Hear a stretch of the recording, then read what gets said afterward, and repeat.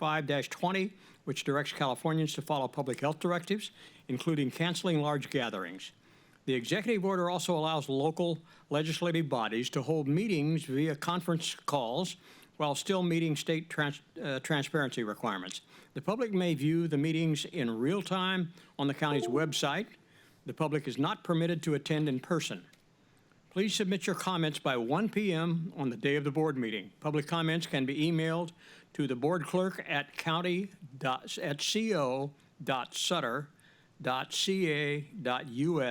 and will be read aloud by the clerk. Please identify the agenda item you wish to address in your comments and limit to 250 words. The first thing we have today is a roll call.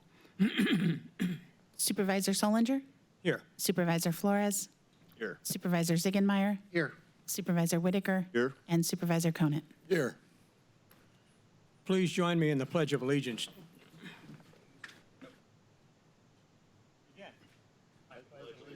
the flag of the United States of America and to the republic for which it stands, one nation, under God, indivisible, with liberty and justice for all.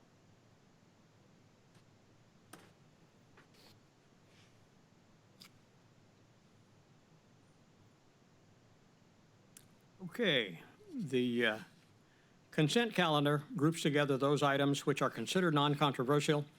I skipped over. Is there any public comment before we get to the consent calendar?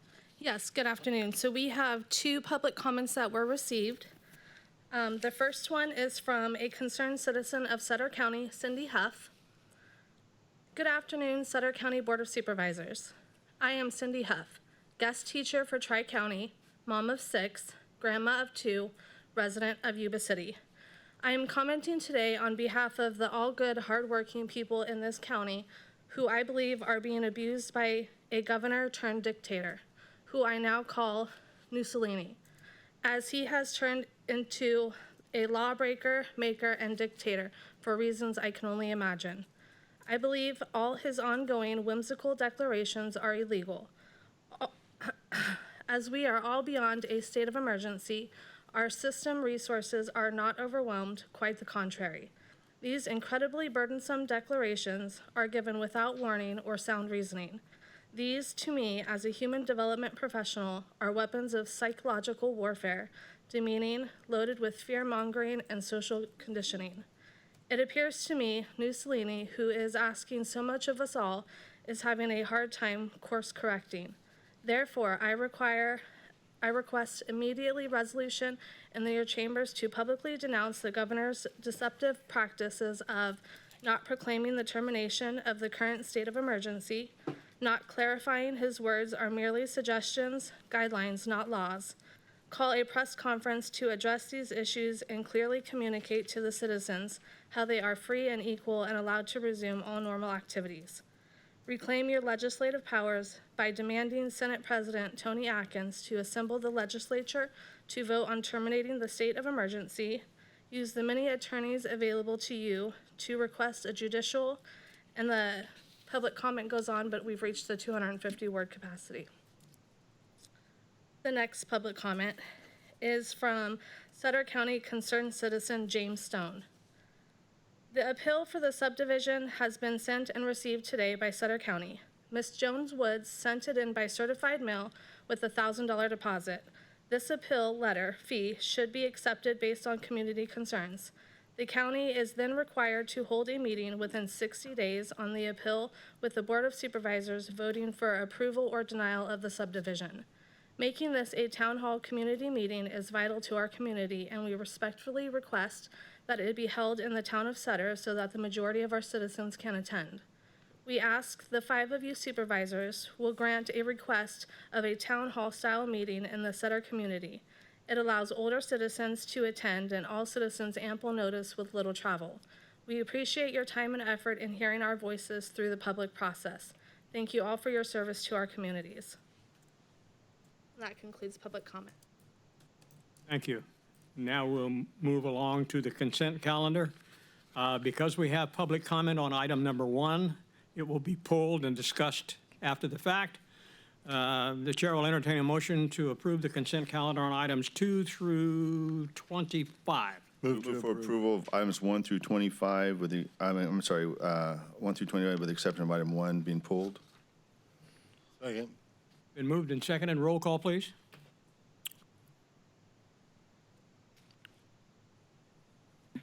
Yes. Supervisor Flores? Yes. Supervisor Ziegenmeier? Yes. Supervisor Whitaker? Yes. And Supervisor Conant. Yes. Unanimously approved. Okay, public comment regarding item number 1.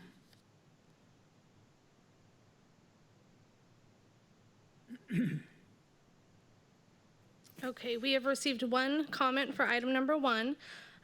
This is from Tiffany Walden. To whom it may concern, there is much concern amongst the public and commission in regards to Dale's appointment to the Sutter County Fish and Game Commission. According to individuals on the previous Yuba County Fish and Game Commission, such as Debbie Burns, he is the reason that the commission decided to dissolve. He has previously been banned from California state juror hunts held at Nelson Slough due to his unsportsmanlike conduct and safety reasons. Although he is a community activist on many levels, he does not conduct himself in such a manner that is always professional and in the best interest of the commission. If you have any concerns, please let me know and I can follow up with specific accounts and individuals who would be willing to speak to you about their personal experiences with Dale. Thank you, Tiffany Walden. Does anyone on the board have anything to say about item number 1? Yeah, Mr. Chairman, I do. Move for approval, recommended action. Through the chair, I don't believe we got any letters besides that. So, No. I mean, I would assume that everything is fine. Sure. Here's another thing, Supervisor Ziegenmeier, is in 6 months, I'm going to vacate this seat, and whoever gets put in this place is going to look at all those committees and put probably new people on those committees, all right? So you have to look at it in that regard as well. That, and they're going to do the same thing with, Supervisor Sullinger as well. Supervisor Conant, he's going to stay in that position, I can get pretty sure. So he's going to keep those committees, and you guys are going to keep your committees as well. So, who's going to know they're going to put on? But it's going to be up to that supervisor to put people on those committees. I couldn't agree more. If there was a motion, I second. I made the motion. And I second. It's been moved and seconded that we adopt item number 1. All those in favor signify by a roll call vote. Supervisor Sullinger? Yes. Supervisor Flores? Yes. Supervisor Ziegenmeier? Yes. Supervisor Whitaker? Yes. And Supervisor Conant. Yes. Unanimously passed. I would just like to make a clarification point for any of the people that are not necessarily in favor of Mr. Whitmore being appointed to the board. As Supervisor Whitaker says, that is his appointment to make. Obviously, there are people that don't agree with everything that we do, but it is simply an authorization. It is not necessarily a confirmation of his appointment, but it does give Supervisor Whitaker the authorization to appoint him if he so desires. From what I understand today, there are a number of people that would like to discuss that issue further with him before he does make the appointment. However, that's up to him. Just a point of clarification for that particular item. Moving right along, we have a special presentation of a proclamation to Donna Garcia, our Chief Probation Officer, honoring pretrial probation and parole supervision week for July 19th through 25th of 2020. Because of the lack of a photographer today, Donna, if you'll step forward, I'll make this presentation.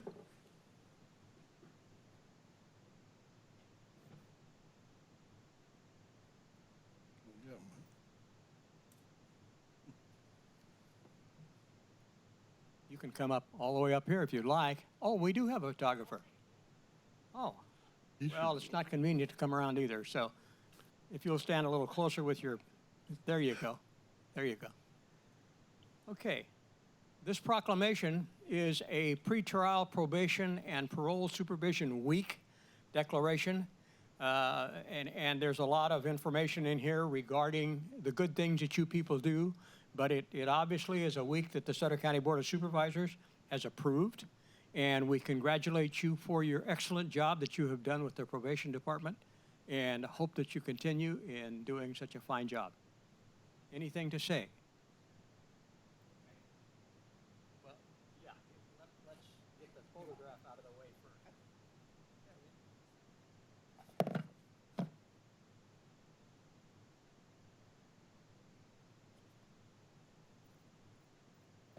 Thank you, Chairman. I'd like to just thank you and the entire Board of Supervisors for your support of the probation department and the dedicated, hardworking officers that we have who show up every day to help keep the community safer and help to rehabilitate the offenders we work with. We do such a variety of different types of work that a lot of people don't even really understand. But we're a very integral part of community corrections and the criminal justice system. And it's just a real privilege to have the Board of Supervisors honor my employees, all of my staff actually, because everyone in my office works hard as a team to do the work we do. And I just really appreciate the recognition. Thank you. Great, thank you, Donna there. Through the chair. Yes, sir. Don, I'd like to congratulate you and your staff. You know, the work you guys do saves people's lives, makes them become model citizens, and keeps them on that straight and narrow path. And that is so critical, especially for juveniles, and you do a lot of juvenile work as well. So thank you. Great job. Through the Thanks again, chair. Donna. Donna, and I know the rest of my colleagues all feel the same way, that I'm incredibly, thankful we are for you and your staff and what you've been doing and what you continue to do and continuing to work with us. It's just, like I said, especially through these times when they're releasing more and more criminals out on the street. I mean, you just read it, there was a life sentence, and I guess the individual served so many years and they just let him out because of this whole COVID. And now departments like yourselves have to deal with those individuals and putting yourselves in their lives in jeopardy every time they go out. Just very thankful, and thank you for doing what you're doing. Thank you. Through the chair. Yes, sir. So I will tell you that Ms. Garcia and I go back a long ways, like 5th grade, all right? Oh. Yeah, and high school. And so when she was involved in the teaching position, then she moved over to probation, she had big holes to fill because the lady that was there prior to her did a tremendous job. But I will tell you that talking to a lot of probation people, they are glad to have you in that position, and you've done an exemplary job, in my opinion, filling some big shoes, and you've done a great job with, with every aspect of probation. So I really appreciate your department, and I appreciate the men and women that serve under you. Thank you. Can we give Donna a round of applause? So.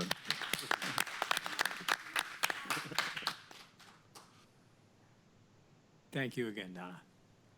Okay, moving right along, we are going to adjourn temporarily the Sutter County Board of Supervisors and re-enter Waterworks District Number 1 today.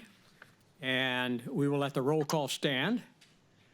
Guadalupe Rivera is supposed to be making a presentation of some sorts. I do not see him in the room. Oh. I wonder if he's online. Yeah, I am here, yes. Where Yeah, is you he? are Oh, there. he's, yeah, okay. Well, no wonder I can't see you in the room. You're on the screen.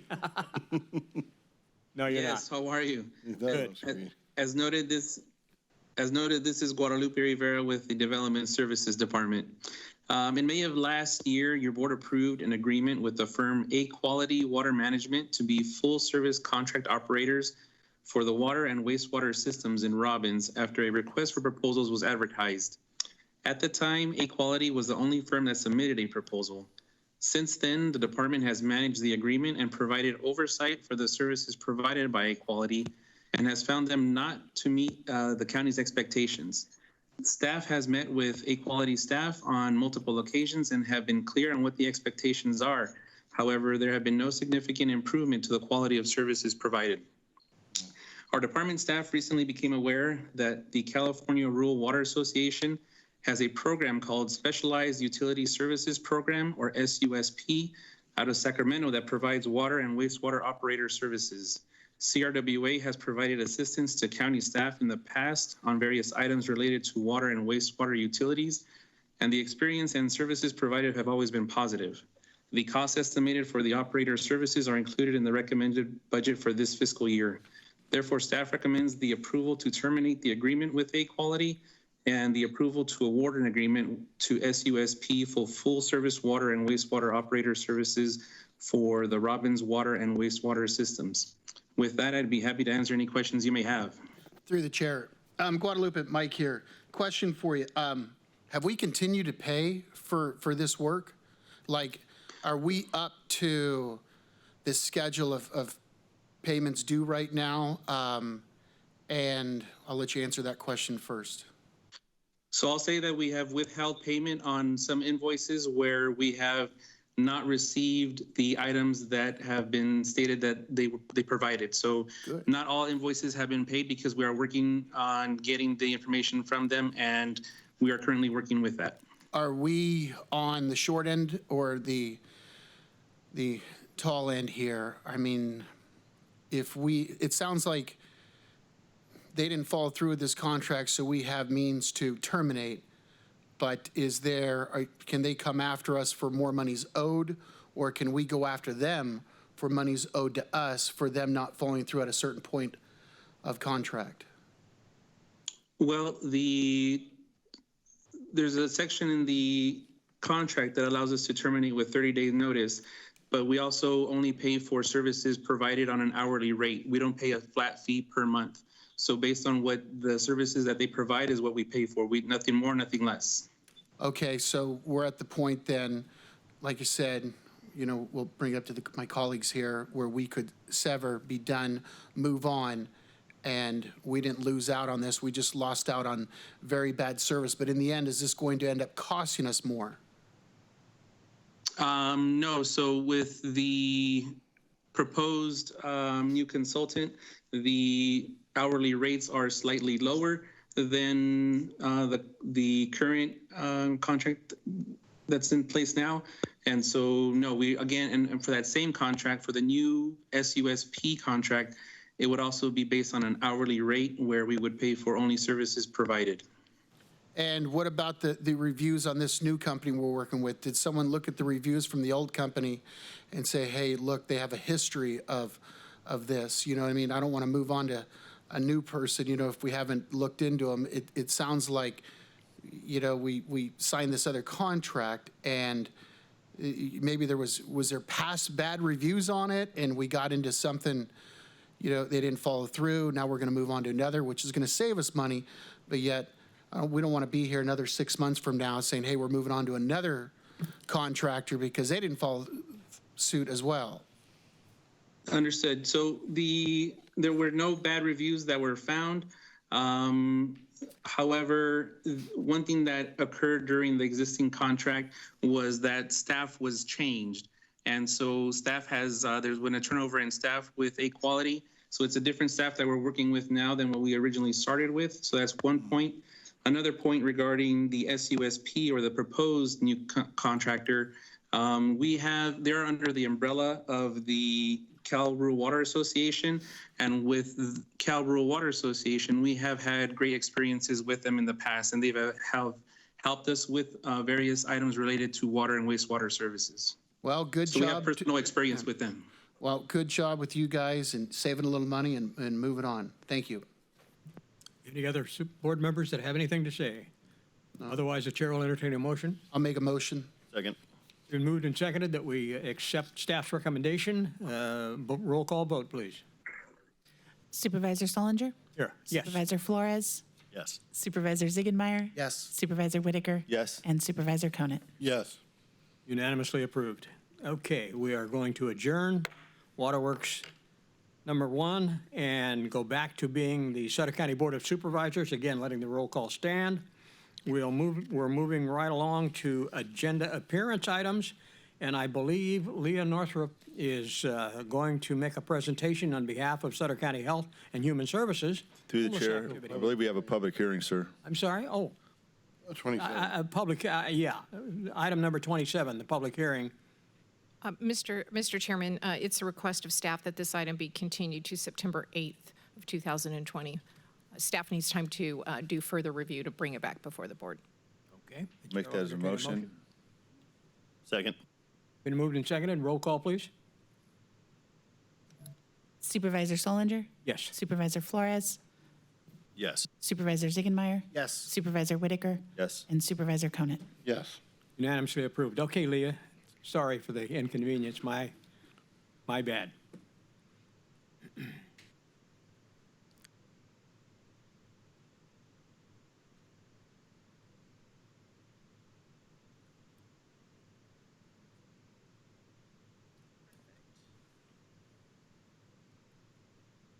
Well, good afternoon, and thank you for the opportunity to provide a brief update on the Sutter County Health and Human Services Department homeless activities.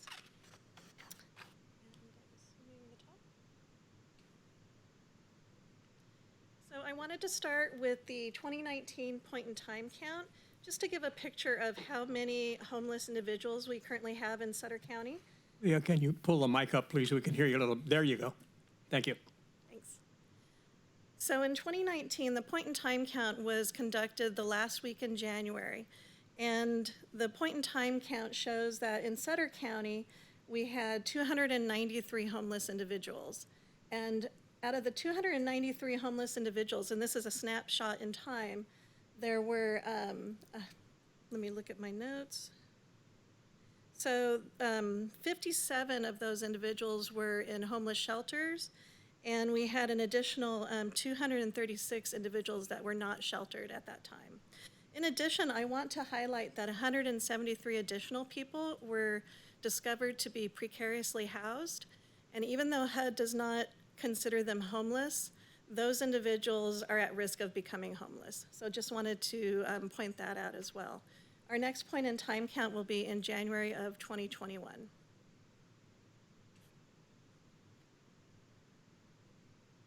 And I also wanted to show the Housing First approach. And basically, what is important about the Housing First approach that Sutter County follows is, one, it's a requirement for much of the homeless funding. And the key principle is that everyone is housing ready. And the emphasis is on connecting people to permanent housing first with no preconditions.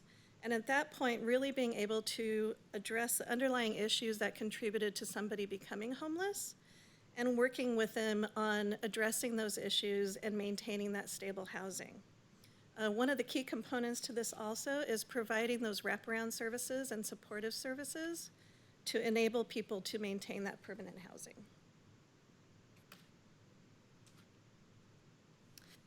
And just also wanted to provide an update, a summary of all the COVID-related activities related to homelessness.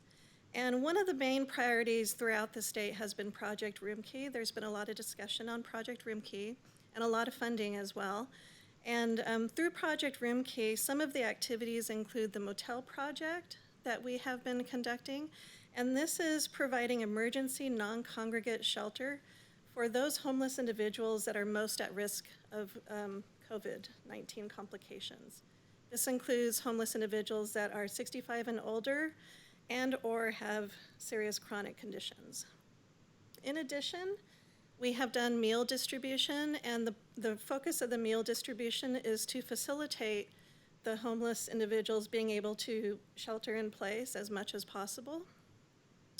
And we've also expanded that meal distribution to Better Way Shelter and also the Project Roomkey Motel Project, really focusing on facilitating people's ability to shelter in place. In addition, some of the other COVID-related activities include our Project Roomkey trailers. The state provided Sutter County with 5 trailers at no cost, and those trailers are also intended to house at-risk homeless individuals. And we also purchased with COVID funding, emergency COVID funding, 3 trailers to use for quarantine, and this will enable us, if any positive homeless individuals, positive for COVID, be able to isolate them safely.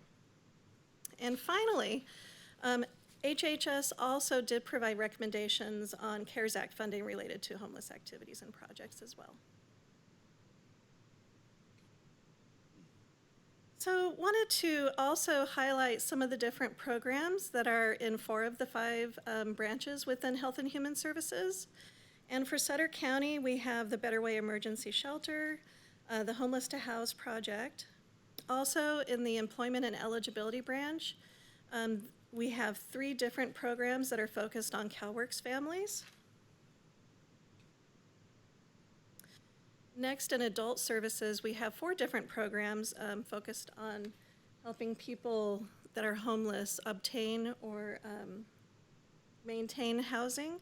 And finally, in youth services, specifically child welfare services, we have 2 different programs. One is Bringing Families Home, which is a new program, and also Transitional Housing Plus program, which focuses on foster youth that are transitioning out of the foster care system. So I'm just going to focus on one program for each branch, and these will be the 4 programs that I will cover, starting with the Better Way Emergency Shelter under Public Health. So the Better Way Emergency Shelter, it opened on September 19th, 2019, and it's a 40-bed emergency shelter. Within those 40 beds, we also reserve 2 beds for the Sutter Yuba Behavioral Health Psychiatric Health Facility for any people that are coming out of what we also know as the PUF and they need, basically they're homeless and need a place to stay.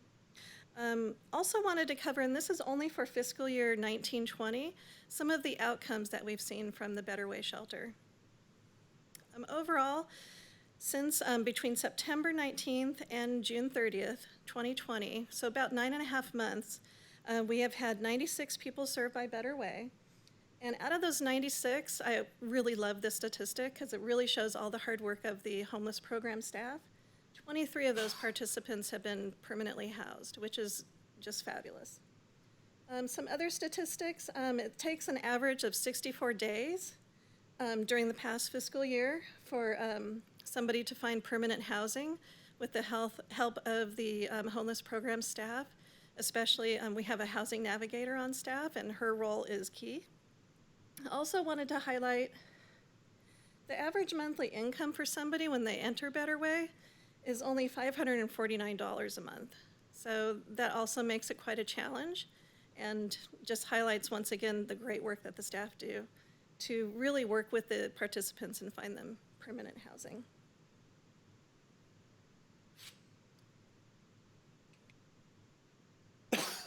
So next I'm gonna briefly discuss the Bringing Families Home. And this is a new grant program for child welfare services, just starting this fiscal year. And this program works with families involved with CWS, Child Welfare Services, who are precariously housed. And the focus is to move those families to permanent housing and provide stability and safety, especially for those children.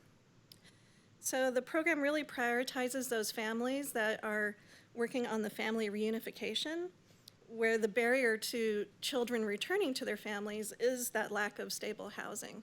So this program is really focusing on really getting that permanent, stable housing for those families. And overall, for the next, it's a 3-year grant, and the goal is to house 23 families who are child welfare involved into this program. So next, want to briefly talk about the Homeless Engagement and Resolution Team, also known as the HEART Team. And this team is designed to provide regional homeless outreach and engagement activities in both Sutter and Yuba counties and across all jurisdictions. And this team is made up of Sutter Yuba behavioral health staff, so they're able to work in both Sutter and Yuba counties, along with an outreach worker from Hands of Hope. And they also are going to add a peer mentor as well. So the team will provide outreach engagement and support to homeless individuals prior to any enforcement actions. And so that is the HEART team. So finally, we have the Housing Support Program, also known as HSP, and this is under the Employment and Eligibility branch. And this is a program that uses a rapid rehousing model to assist families, CalWorks families, in in particular to quickly obtain or maintain their permanent housing. And so this program provides assistance with a number of services. For example, utility payments, rental assistance, moving costs, and other types of housing costs that will enable those CalWORKs families to either obtain permanent housing or maintain their housing so they don't lose that housing. So really providing that stable housing for those CalWORKs families. And overall, in the past fiscal year, the program assisted 306 families with either emergency and or permanent housing services. So you're really having a lot of reach throughout the county. And also, I wanted to touch on a couple development programs or projects that are in partnership with stakeholders. And one project that has been discussed a lot is the New Haven Court Housing Project. And this project is in partnership with the Regional Housing Authority, Sutter County, Yuba City, and many other stakeholders. And this project is 40 new units of affordable housing. And it's a mixture of different apartments. It'll be studios, 1 and 2 bedroom apartments. 39 units will be reserved for homeless individuals and those with special needs, including 20 reserved for those with moderate to severe mental illness. The rents will be affordable to households making between 30 to 50% of the area median income. And the last I've heard on this project a few weeks ago is the project is slated for completion, weather permitting, by the end of February 2021, which is great news.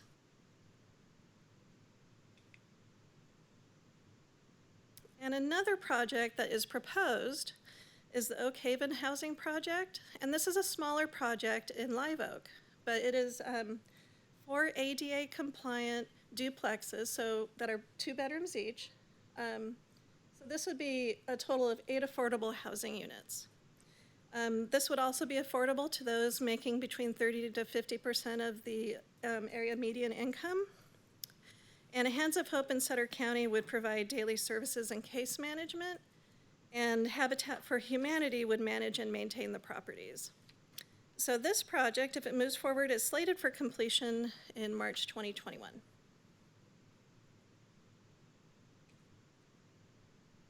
And finally, I wanted to talk a little bit about funding, and there's a number of new funding sources coming available.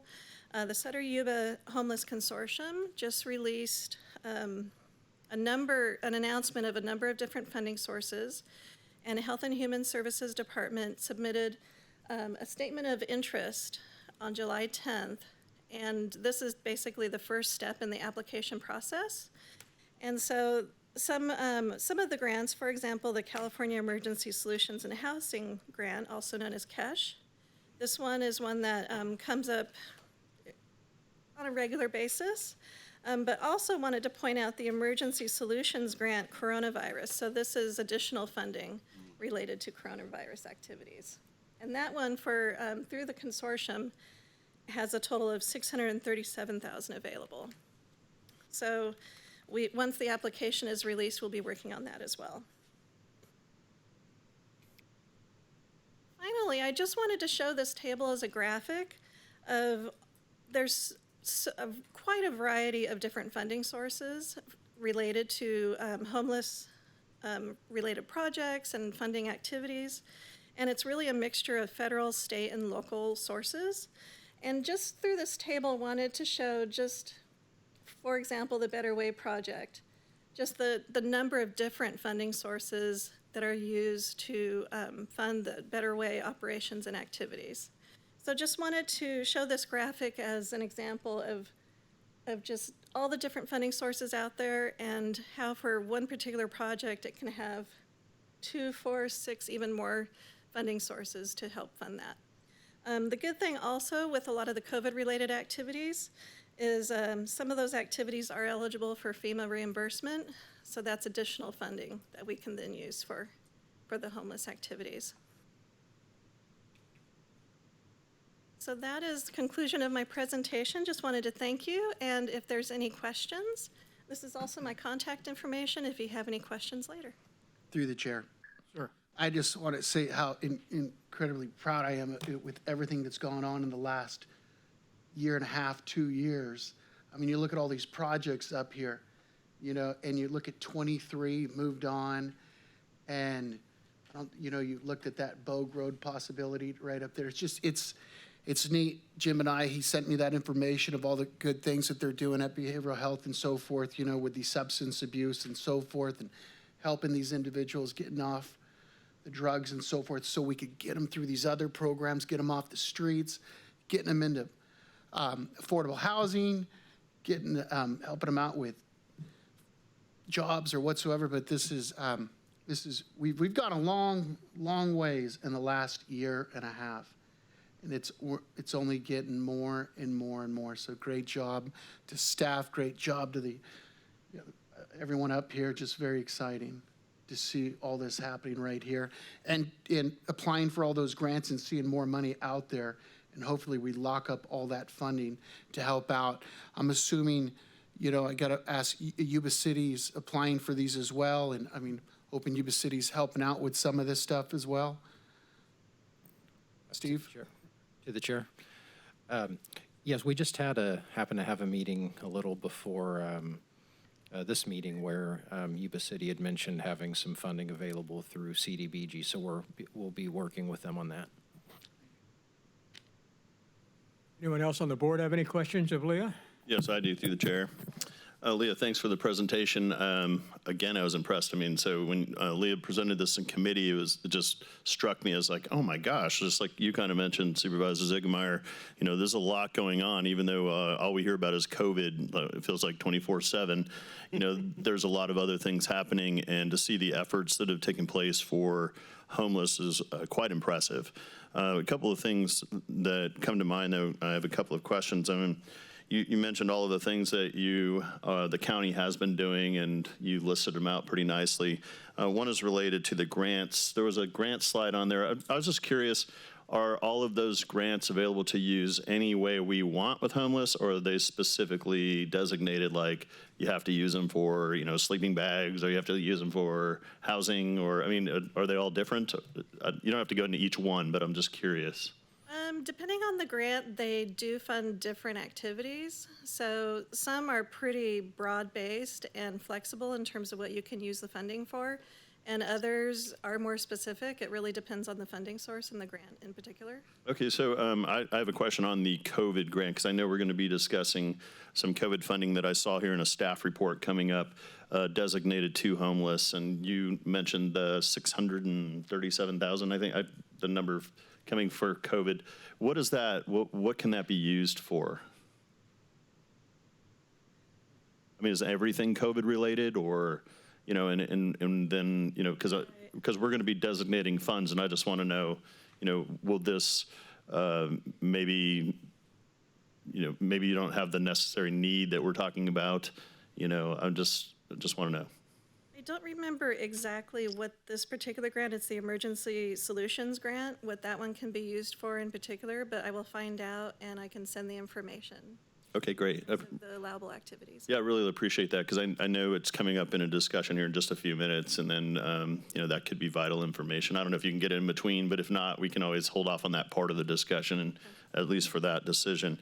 And then I had another question, and Supervisor Ziegemeier brought this up, and CAO answered as well. And we did have a meeting. It seemed like a fruitful meeting with a couple of city council members earlier today.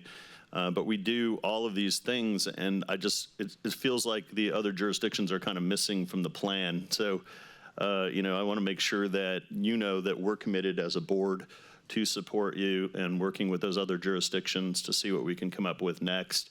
I know a place of rest is, you know, definitely on everyone's, you know, front plate here that we have to work on. And I just want to assure you that I know that, you know, from speaking to everybody, there's a lot of support to do that. So we want to make sure we move forward on your efforts, and, you know, tell you that the staff is doing a fantastic job, and it's great to see the fruit, right?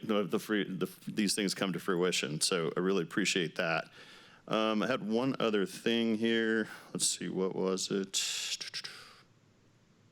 Oh, okay. In regards to outreach, so this is more like a personal thing, but I moved a business, or I purchased a building over on Live Oak Boulevard.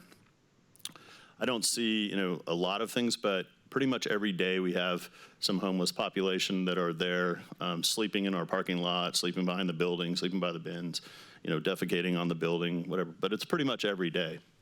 About the last, I'd say, month or so, we've called the Yuba City Police probably 15 to 20 times for removal, because we want to be the squeaky wheel, obviously, right? But I'm just not sure if that's the right activity. When you're talking about your outreach team, your heart team, are we calling the right people? Because what happens is this Yuba City Police Department do come. They're there in 3 minutes, within 3 to 5 minutes, great response, very helpful. But, they literally wake the homeless person up, whoever it might be. They know them by name, most of them. And they ask them to move on and tell them that they know the rules. Okay, well, that just keeps happening repetitively. So is there communication going on between the heart team and the Yuba City Police Department? Is there some sort of communication where we could say, or should we be calling you, heart team as a business saying, hey, there's, homeless population sleeping here that needs support? I mean, I guess I don't know the process, and, I sit in this seat, so I can imagine the public doesn't understand it as well.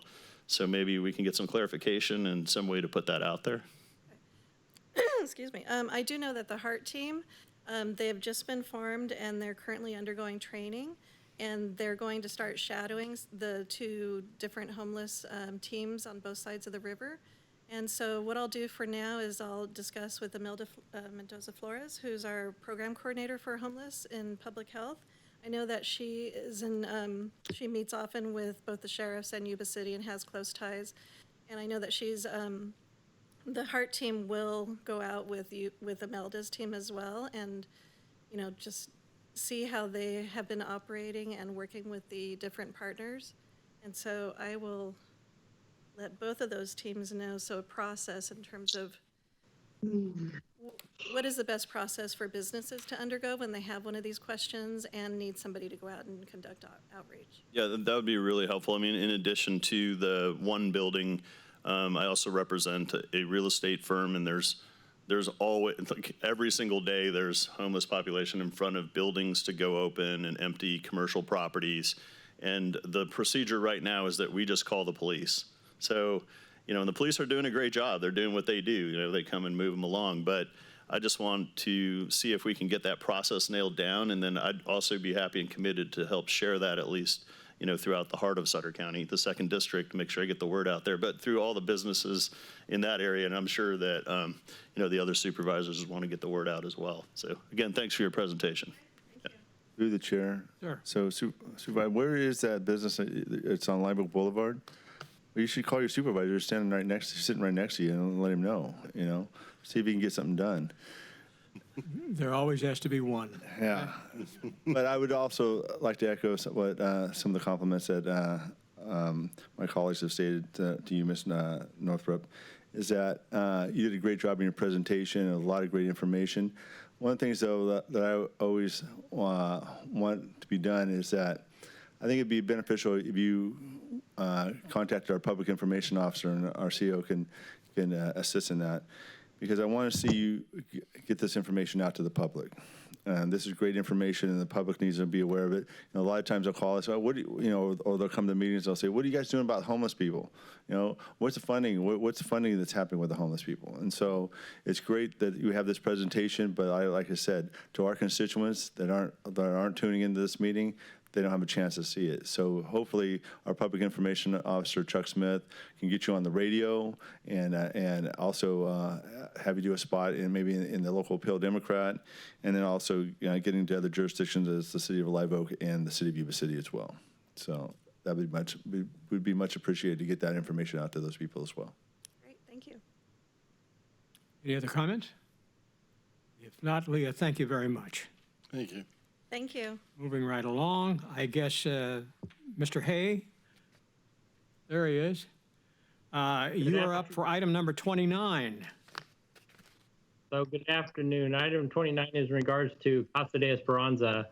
And we are seeking your approval for an amendment with the design architectural firm Thornton Tomasetti, as well as a budget amendment in the amount of $39,685.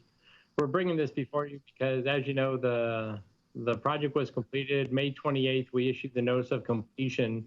And prior to that, the architectural firm and had been essentially submitting requested amendments to their contract for some of the efforts that they put in on the project.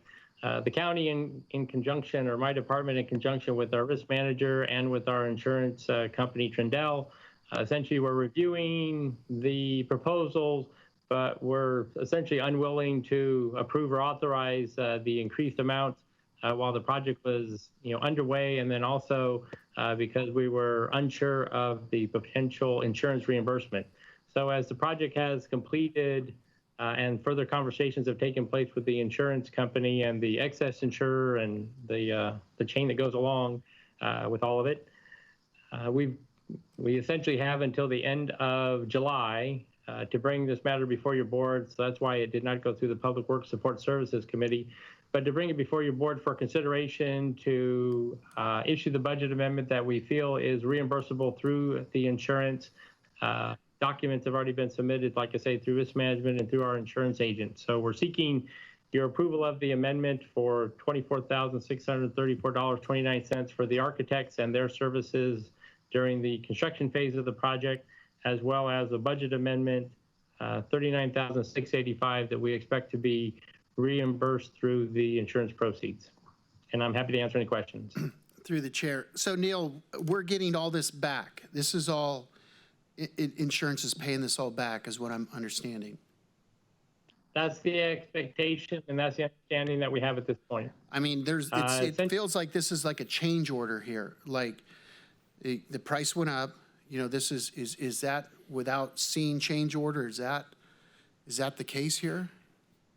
So this essentially is an amendment to the design contract for their construction support. So if it was a construction contractor, yes, it would be a change order, but this is an amendment to their agreement for the services. There were a significant number of issues that were addressed as the contractor tried to, reconstruct from the fire damage, as well as bring the existing facility that was built in somewhere around the very early 1900s, bring it up to the current building code standards of California, which was a requirement. Additionally, the project required things such as fire sprinklers and fire alarms.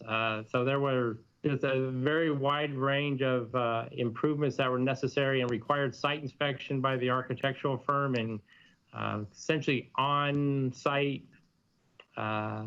determinations of as-built so the contractor could address situations. But none of this was caught at first. Now all of a sudden here we are, and they're saying, "Hey, fellas, this is going to be more money. Let's change up this contract for the additional." Right. Actually, the architect, they provided their proposal much earlier in the time, I want to say in about February.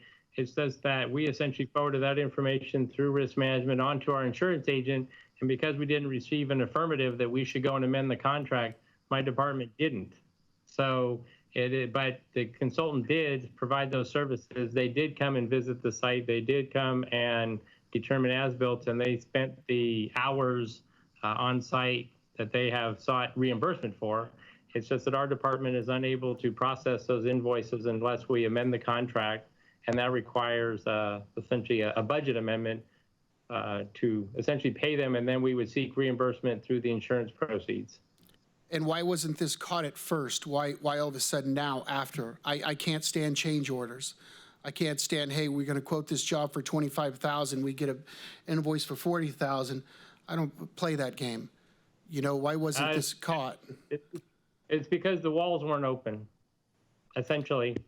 So there were a number of walls of the existing structure that were not destroyed or damaged by the fire, but during the construction and the building upgrades that required of the building code, once the contractor opened the wall, then the expected structural systems were not in place. So then the architect and the structural engineer had to essentially design something when they came to the site.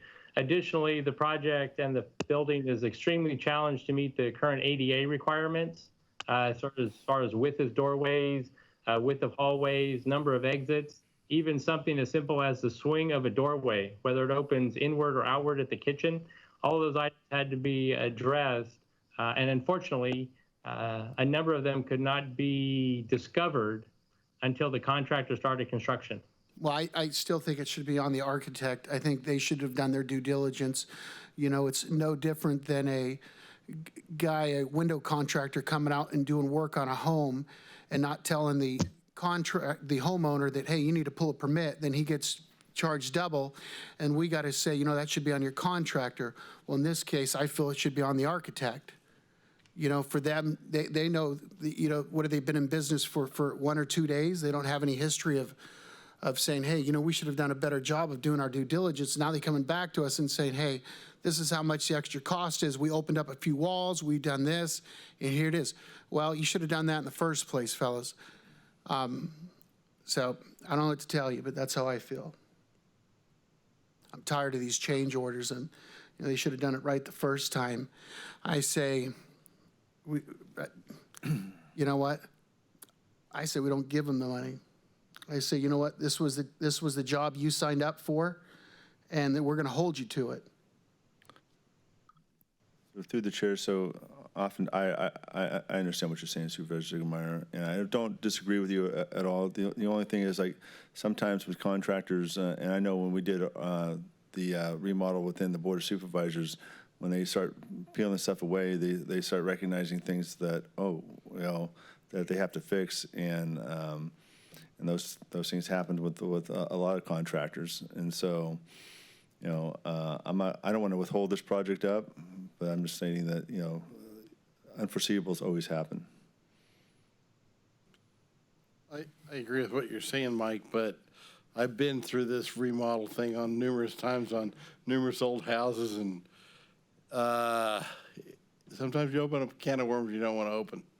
And I don't think this is unreasonable. I just think we need to get it done.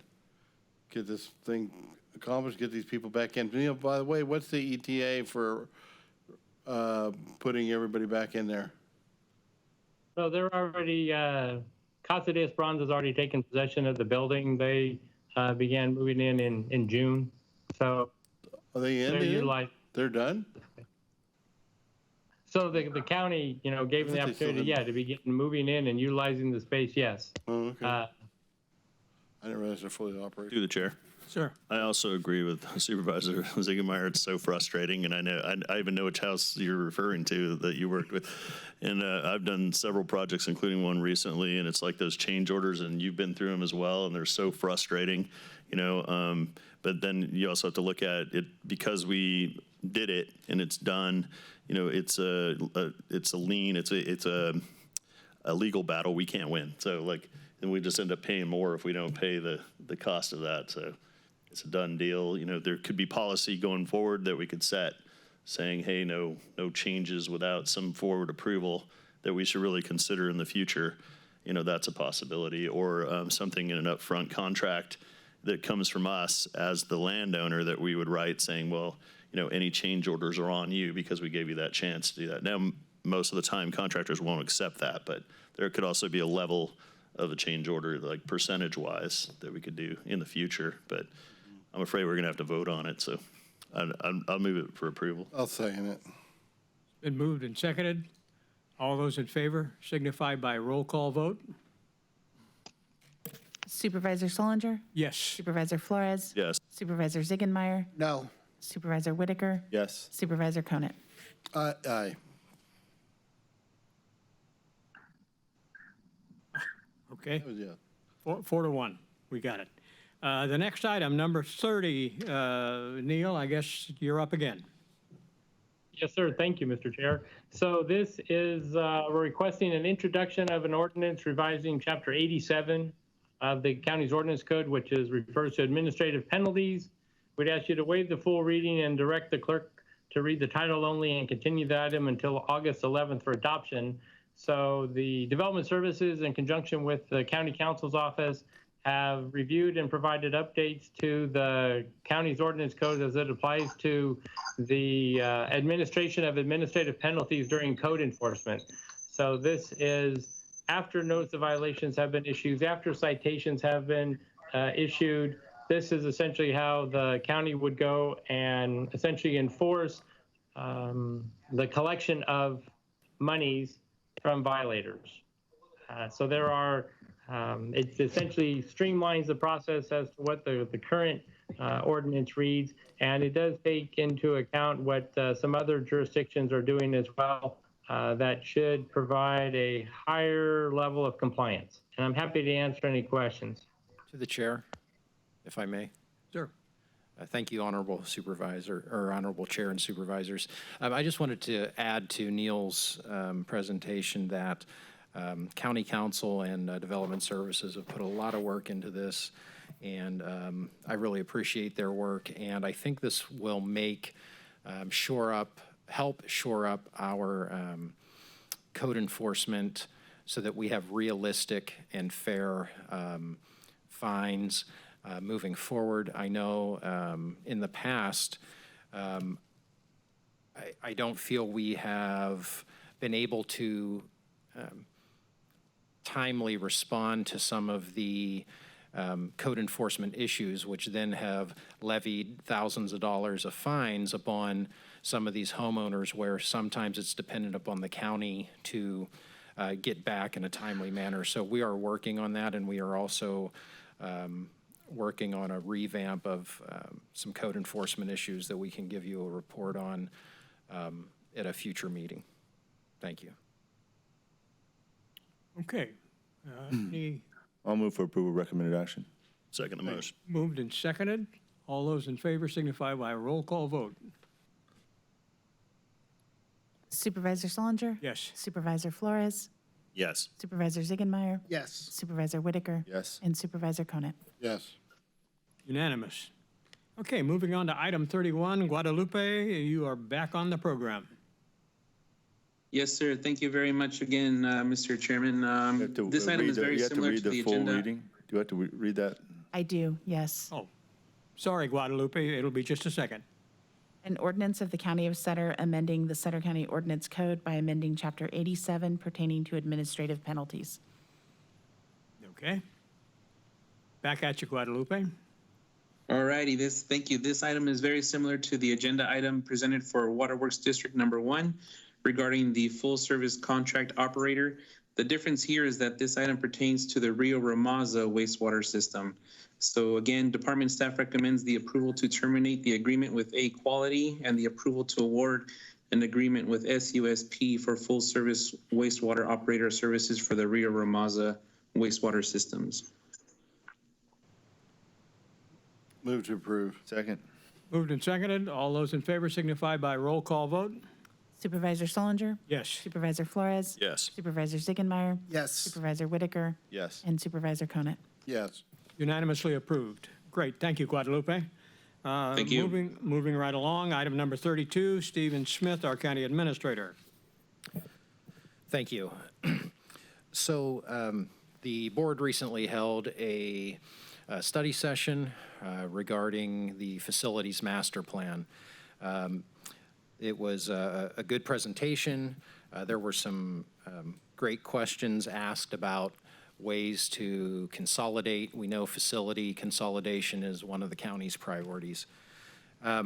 It became evident from the meeting that it would be helpful for staff if the board established an ad hoc committee that I think would likely be a year or less, which is a requirement for an ad hoc committee, but would establish an ad hoc committee that could provide some feedback on real estate, on facilities consolidation, facility acquisition and sale, and it just get some feedback up front. So the recommendation is to have authorization for the board to appoint 2 members and establish a county real estate ad hoc committee. Through the chair. Sir.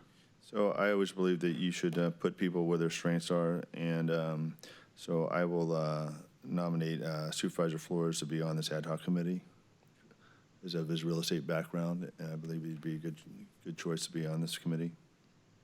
And? That's my only choice right now.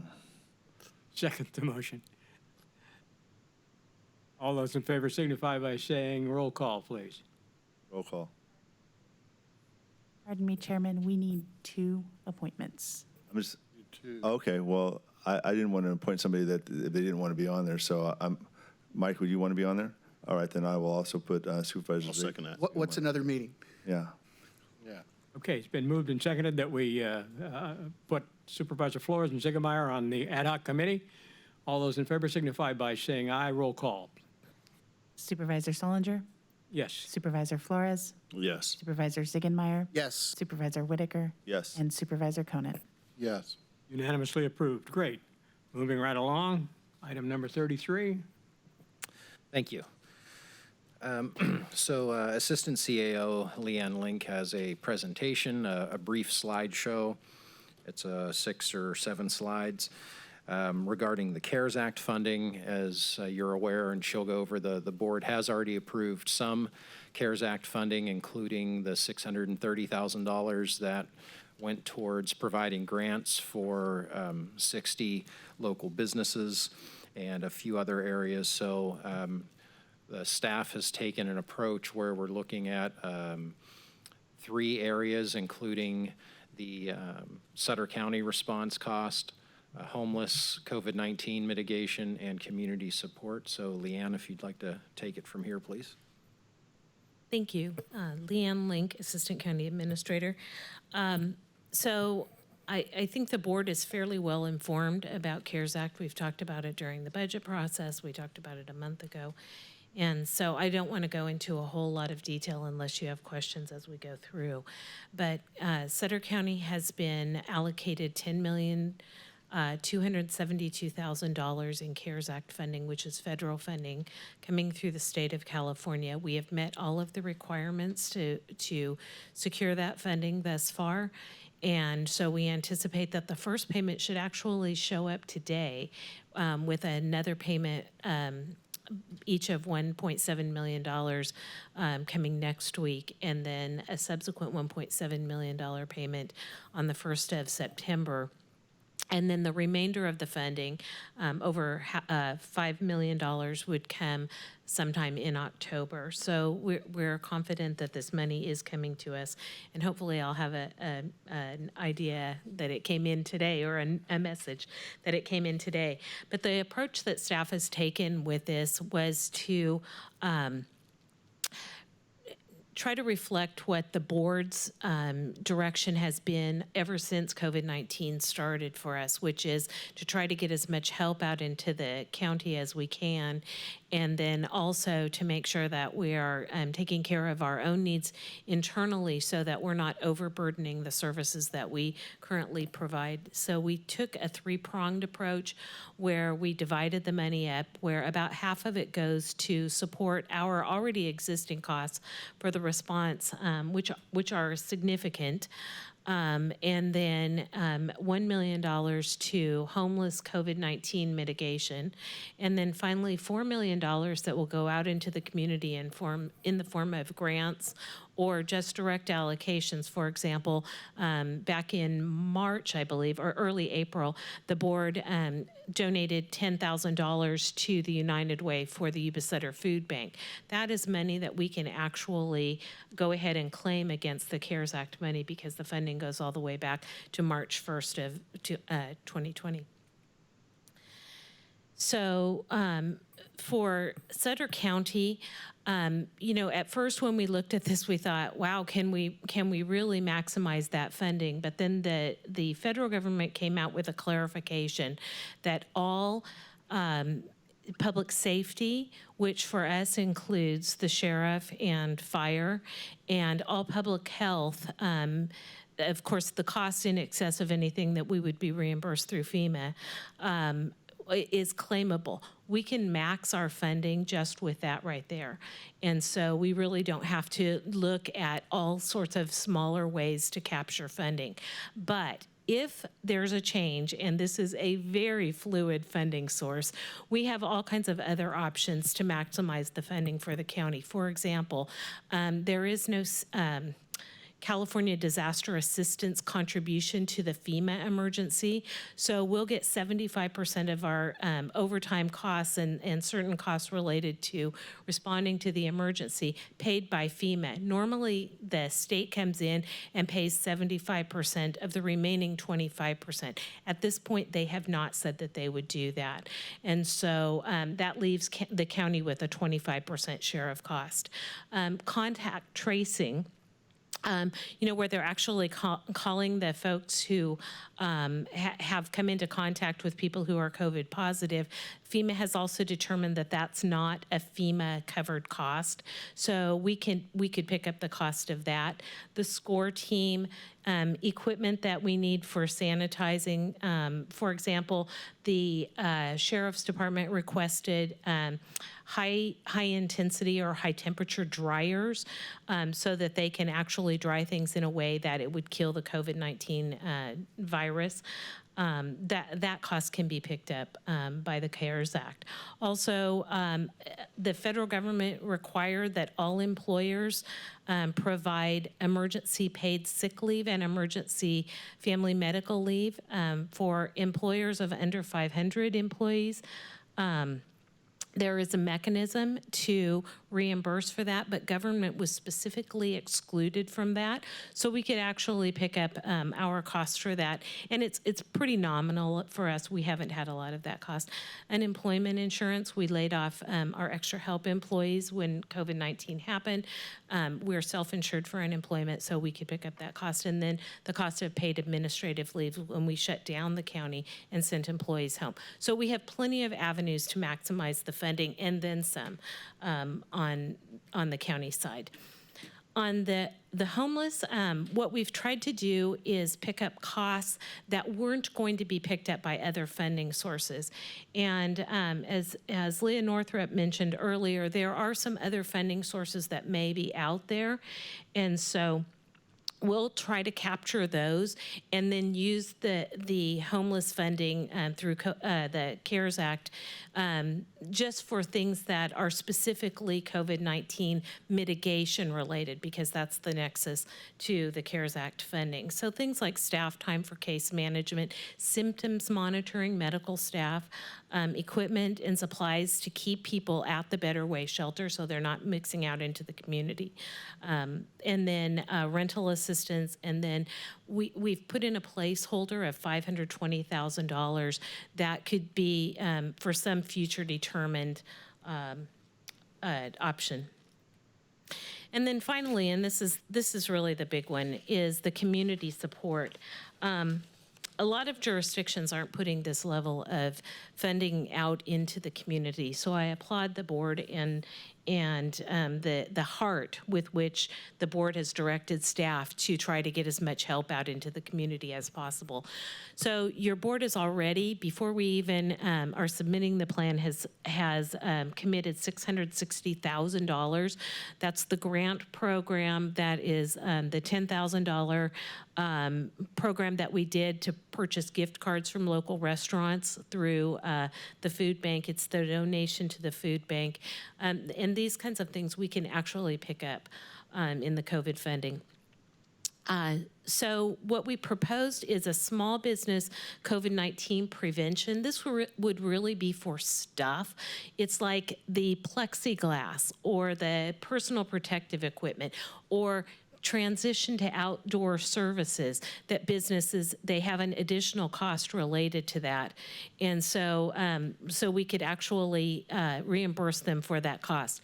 Another round of small business grants, which in talking with the Yuba Sutter Economic Development Corporation, we may be able to defer those a little bit until we see more need. There's been a lot of stimulus money pumped into the local economy, but as that starts to run out, we may be able to use the grant program to really help businesses that continue to be in need as a result. And then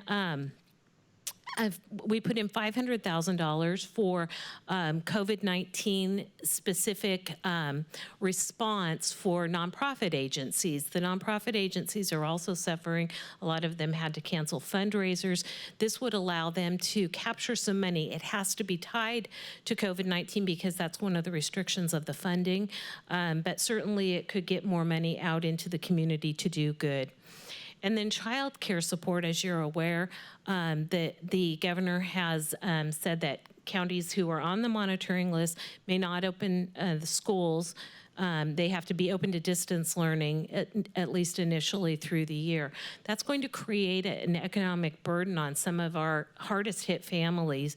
And so we proposed an $800,000 program where we could provide about $35 a day in additional support for families who have additional daycare costs related to their children not being in school. Not being physically in school. And then finally, another donation to the Yuba Sutter Food Bank. And what that is reflective of the increase in the caseload that they have. They have seen a tremendous growth in the people that they're serving there, and that would help to support them. So before we go on to that, I just wanted to mention that right now in the federal government, the Senate Republicans have presented a plan for the next round of stimulus. It's $1 trillion. And my understanding is it's been negotiated with the White House. So we'll probably see something based, some iteration of this, but there are some pieces in there that we're fairly confident are going to happen. First of all, that there will be no additional funds for local governments, but that funds now could be used to replace lost revenue. So when I showed you the below the line, all the other costs that we could capture, it would add one, for the county funds, it would add one more level of security for us to being able to capture that. Then states would be required to pass no less than 15%. There was a recommendation by the U.S. Treasury Department in their guidance that states pass on 45% of their available funding to local governments, and that hasn't happened across the whole United States. It's not just a California problem. So what they intend to do is put some language in there that's actually enforceable by law, that states will be required to pass 15%. California's passed about 18% down to local governments, so it really doesn't mean that we would get any more money. But it's nice to see that the federal government saying, no, we expect you to pass this down and we'll put the force of law behind it. And then I think most importantly, and I think this is certainly important for Sutter County, is that states cannot impose additional restrictions. So that language is also in the federal guidance, but it doesn't have the effect of law. And so they would actually codify this as well so that states can't add on restrictions and withhold money from local governments. And then also importantly is extending the expenditure period, which is now from March 1st until December 30th. It would extend it out until September 30th of next year, of 2021. That's where I think it could really help us with that community grant program, because it would let us sit back and say, okay, what is the real need down the road when funding starts running out?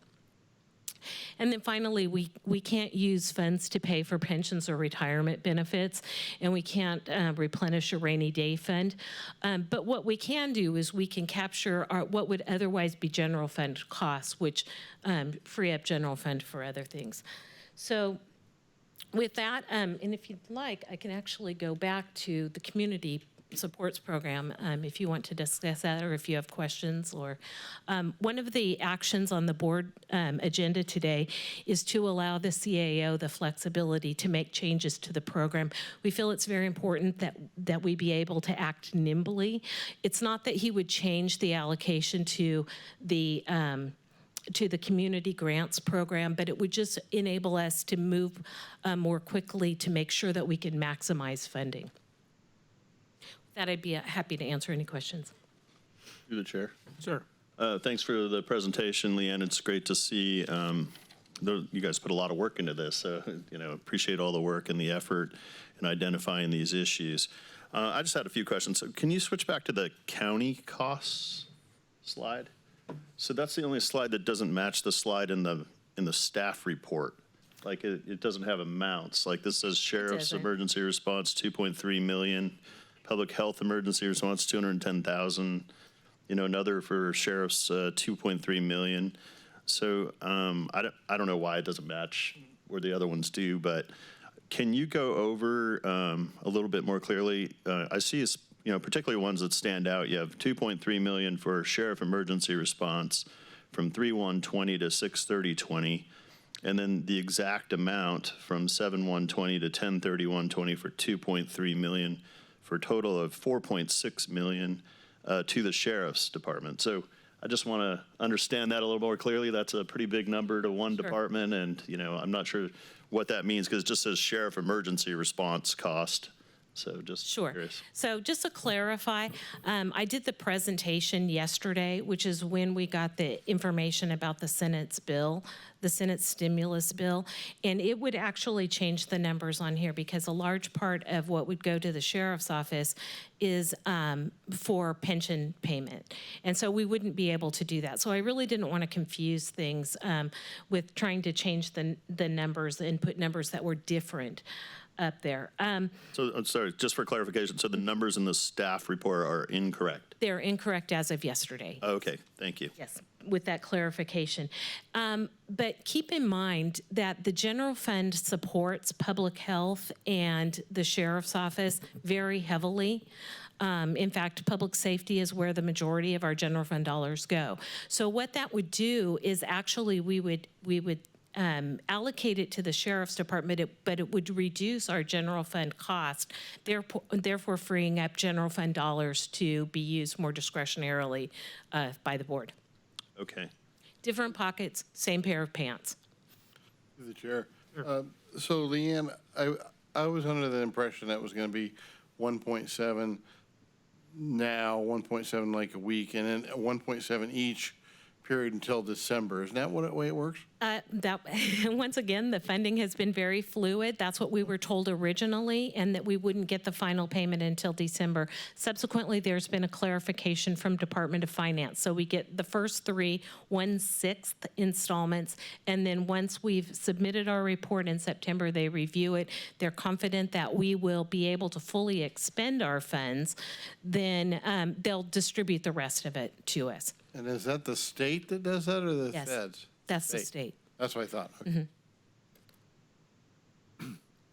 Supervisor Fuller, did you have any other? I did, yes. Thank you, Supervisor Whitaker. Just going to the community support. You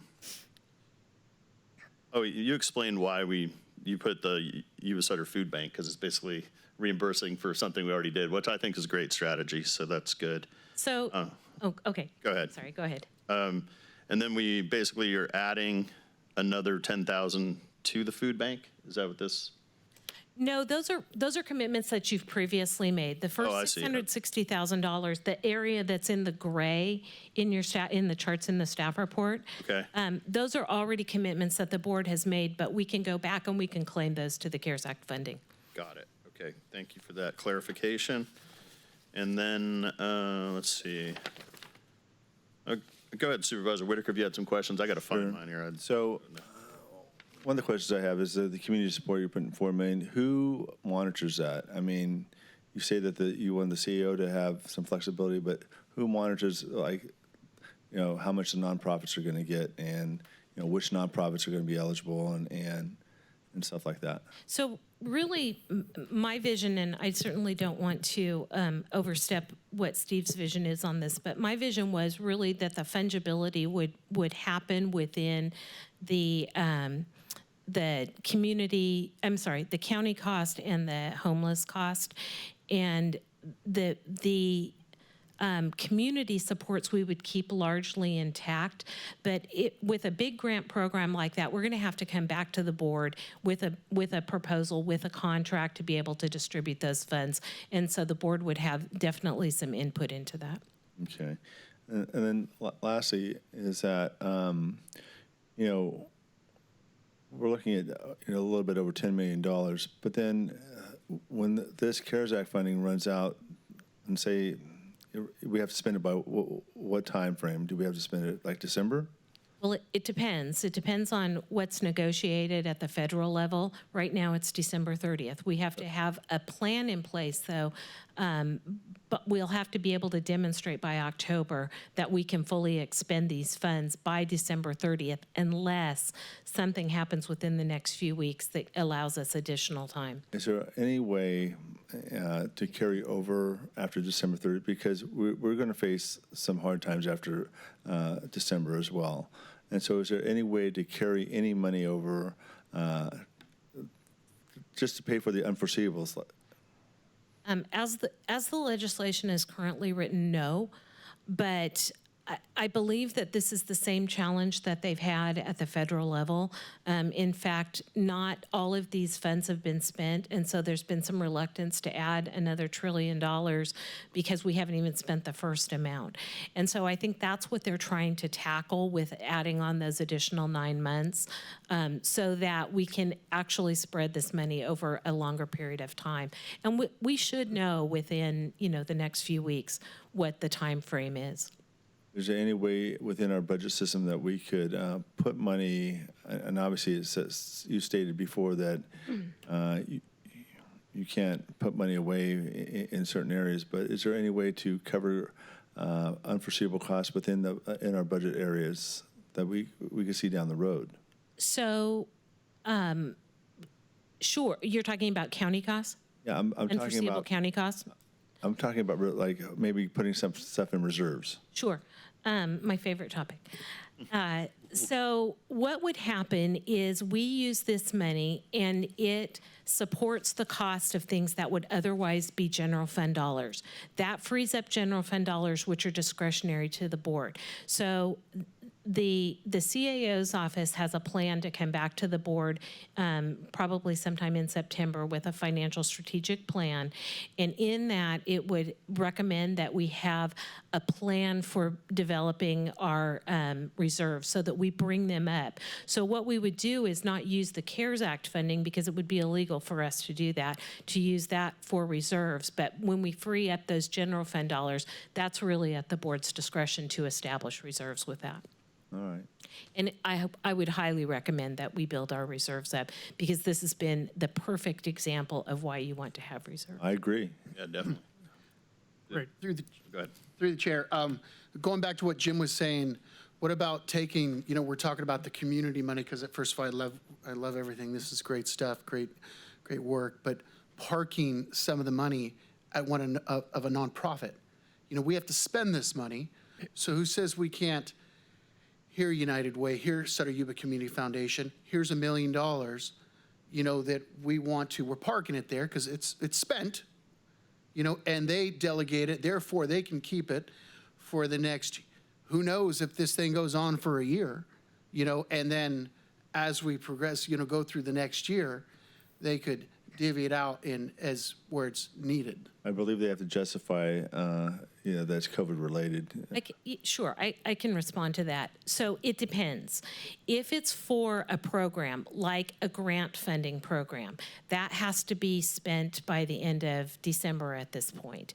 But if an organization bought PPE, for example, they're supposed to purchase the PPE with the personal protective equipment with the intention that they would spend it that they would use it all up during the period. But if there's some that's left, that's residual, as long as it's used for COVID-19, that's a perfectly acceptable way of doing it. But as far as the individual grants that go out to support businesses, those must be spent at this point by the end of the year.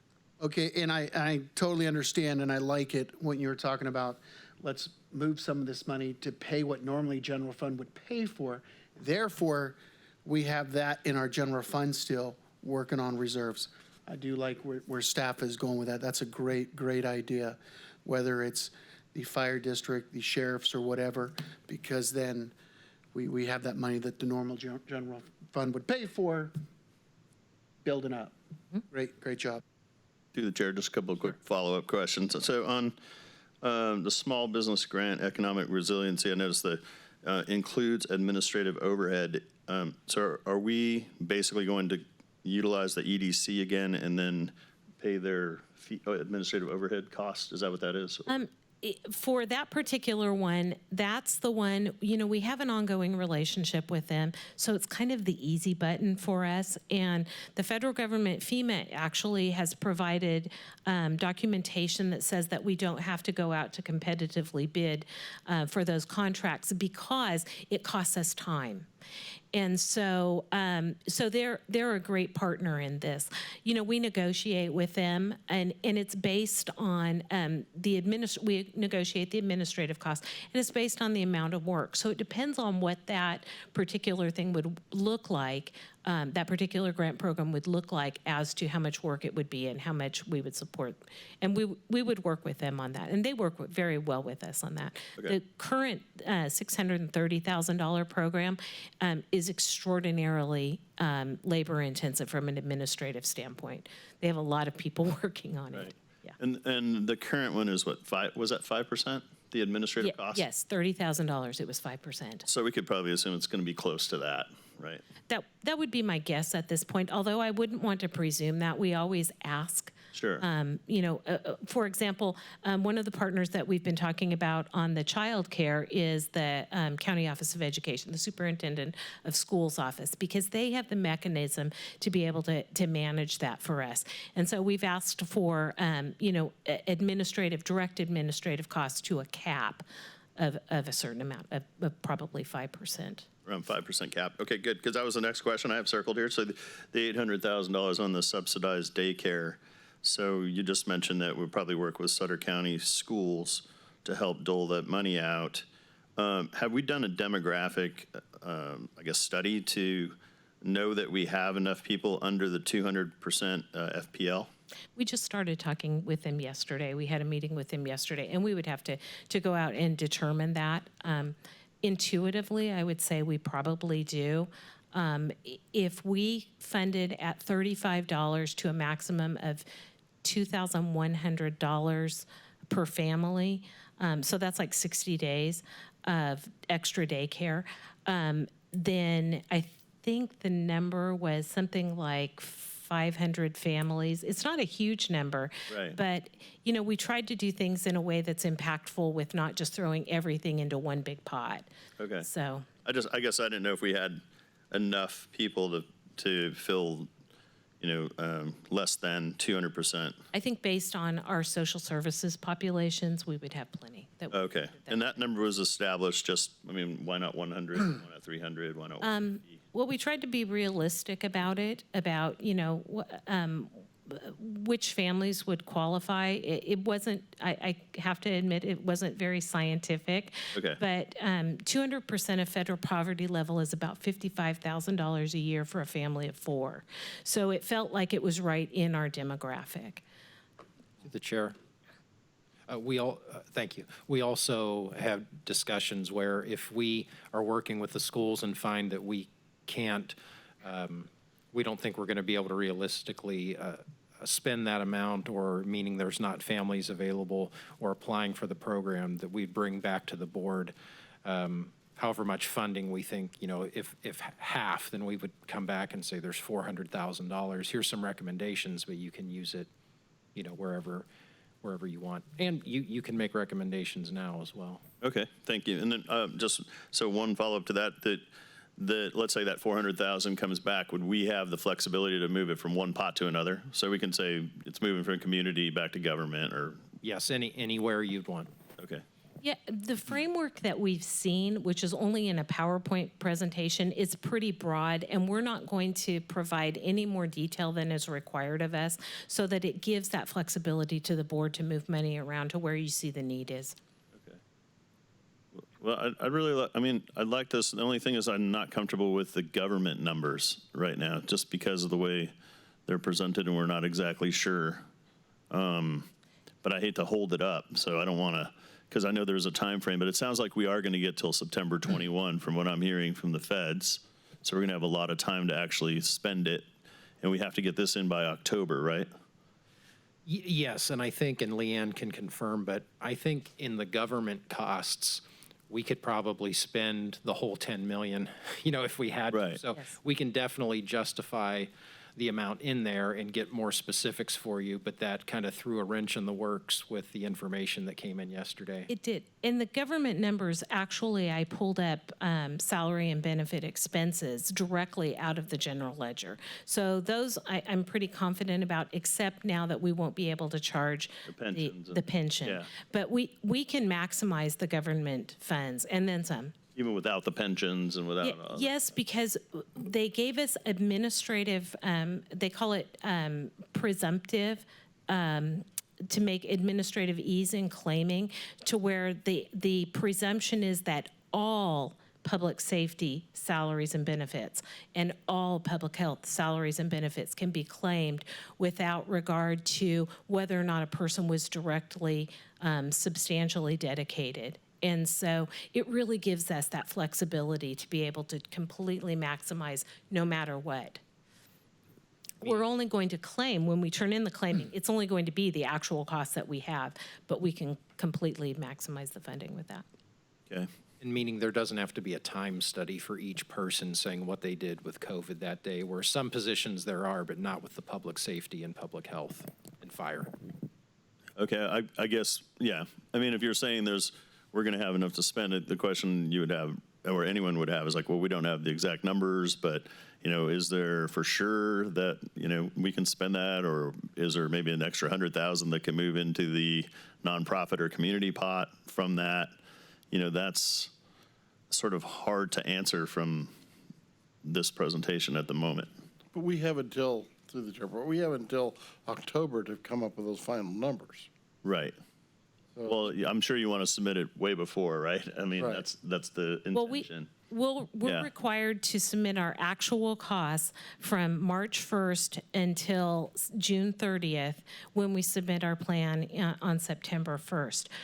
We will do our best to maximize at that point, and to maximize that $5.272 million. I have all confidence that we can maximize the county portion of this. Okay. Yeah, if you could provide us that information, I think we'll go ahead and propose move this forward. But I just want to make sure that we have that with specific numbers. And then I see the three actions in here. Not that I really mind giving the county administrator, the whole authority to finalize and submit the plan, but I'd prefer that if it goes through the board first before getting submitted. I mean, at least for a glance, because the way and I'm sure you'd do this anyway, CAO, but I think if we could just word it that, with board approval, it would be helpful. If the board would prefer that, and if it comes down to a timing issue, we could always have a special meeting if there was some kind of, so I think we could accommodate that pretty easily. Okay. Through the chair. Sure. I just have one more question, and I'm sure that, Supervisor Conan and Supervisor Gemmeyer, and maybe your other supervisors, one of the things about when you're putting $1 million to homeless, one of the things that we've been hit up by is Levy District 1, dealing with levy and levy maintenance, and obviously, they've had to address some of the homeless issues that are going on within the levies. Is there any potential funding for Levy District 1 that could possibly be utilized for, COVID and levy and homelessness as well? The funding requirement on homeless is to mitigate COVID-19 in the homeless population. And so we have to be very careful that we have a direct nexus to how it's COVID-19 related. So I think it would depend on how that was actually framed. I'm also very confident that this money is going to get audited. Not only will we see it in the single audit, we'll potentially, we've been told by the state that they may audit as well, and then the OIG may audit as well. So we just have to make sure that our argument is very, very sound about the nexus to COVID-19. All right. Does our CEO have any comments on that? I don't have anything in particular after speaking with Andrew Stresser that would be related to COVID-19 for their costs. However, I could have another conversation with him and see if they've had any impacts, because he knows his business a lot better than I do. So I could make that that or make that call. Sure, I would appreciate it. Any other comments from the board? I move for approval of the recommended action with the change of Second. adding the board approval with them. Is there a second? Matt seconded. Oh, okay. Moved and seconded. All those in favor signify with a roll call vote. Supervisor Solinger? Yes. Supervisor Flores? Yes. Supervisor Ziegenmeier? Yes. Supervisor Whitaker? Yes. And Supervisor Conant. Yes. Unanimously approved. Great. Thank you, Leanne. Thanks, Leanne. Thank you, Mr. Smith. Okay, moving right along, we are going to, are there any, anything you'd like to discuss beyond supervisor business, starting with Supervisor Ziegenmeier? Yes, first of all, I have three things. I'd like to read this letter out. This letter was written by Shelby McCall, and she's a student in my district. She just turned 16 years old last week. Dear America, I speak for all students when I ask why. Why can't we go to school, but adults can go to Walmart? Why can I work all summer covering for adults on unemployment, but I can't go play outdoor sports with my friends? Why are my major events like graduations and Sweet 16s being canceled, but adults are allowed to protest and destroy the history of our country, which was founded on?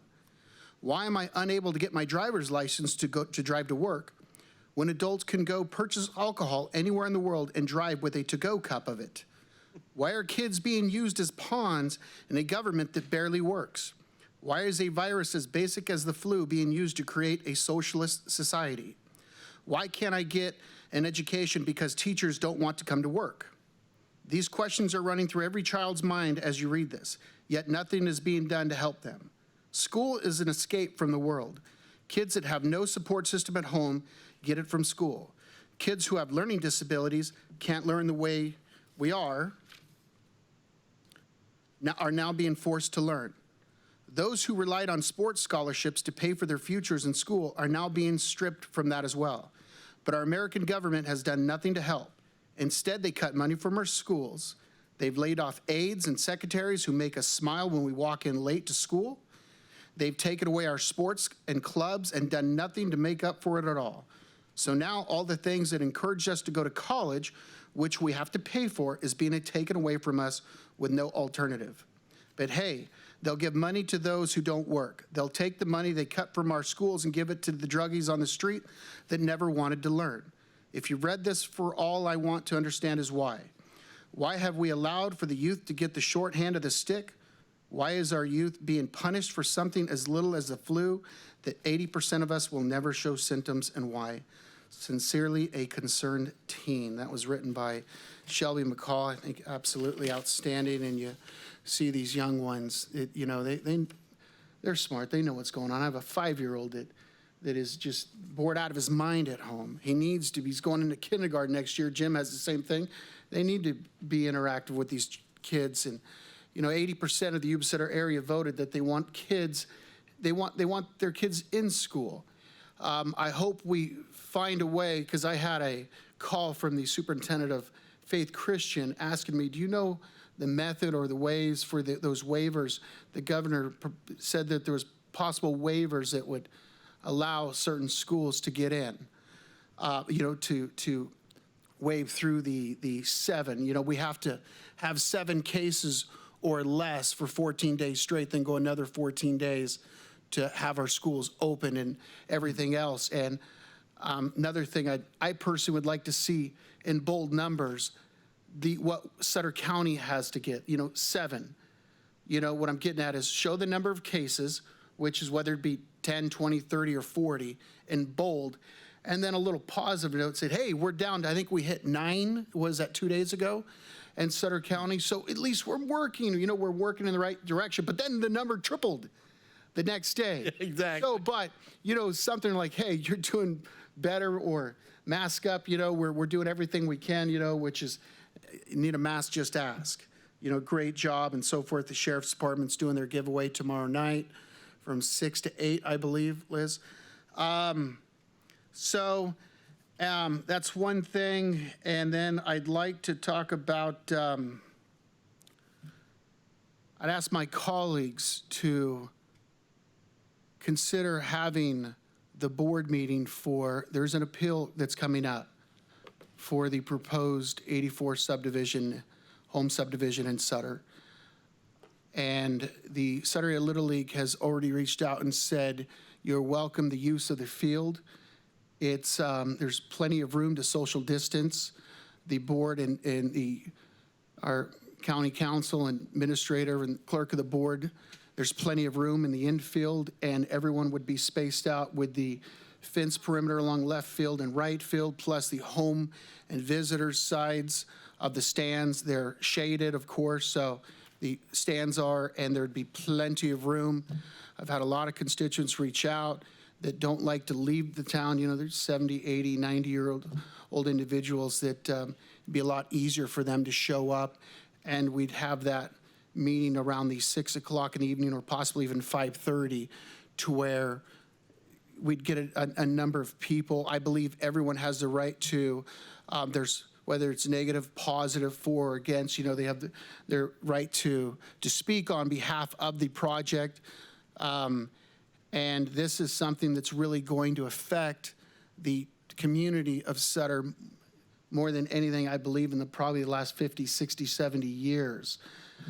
So I personally believe that we owe it to them to have it there. I know in the past the supervisor meetings have been held at certain sites throughout the years. It hasn't happened in a while, but I'm asking y'all that you consider having it there. I don't know when that meeting is going to take place, but thank you, and please consider that. Gene, is there any legal reason why we couldn't have a special or a meeting at that location on a certain date? Or are we required to have it here because we've noticed this location? I don't know that there's Supervisor, that there's a legal prohibition on moving a board meeting to another location. I think that the proposal would be logistically extremely difficult, and we would have to consult with our board clerk, Donna Johnston, how we would record it, how people would be heard in an outdoor situation like that. I think could pose a lot of logistical issues that we should consult with Donna Johnston about that.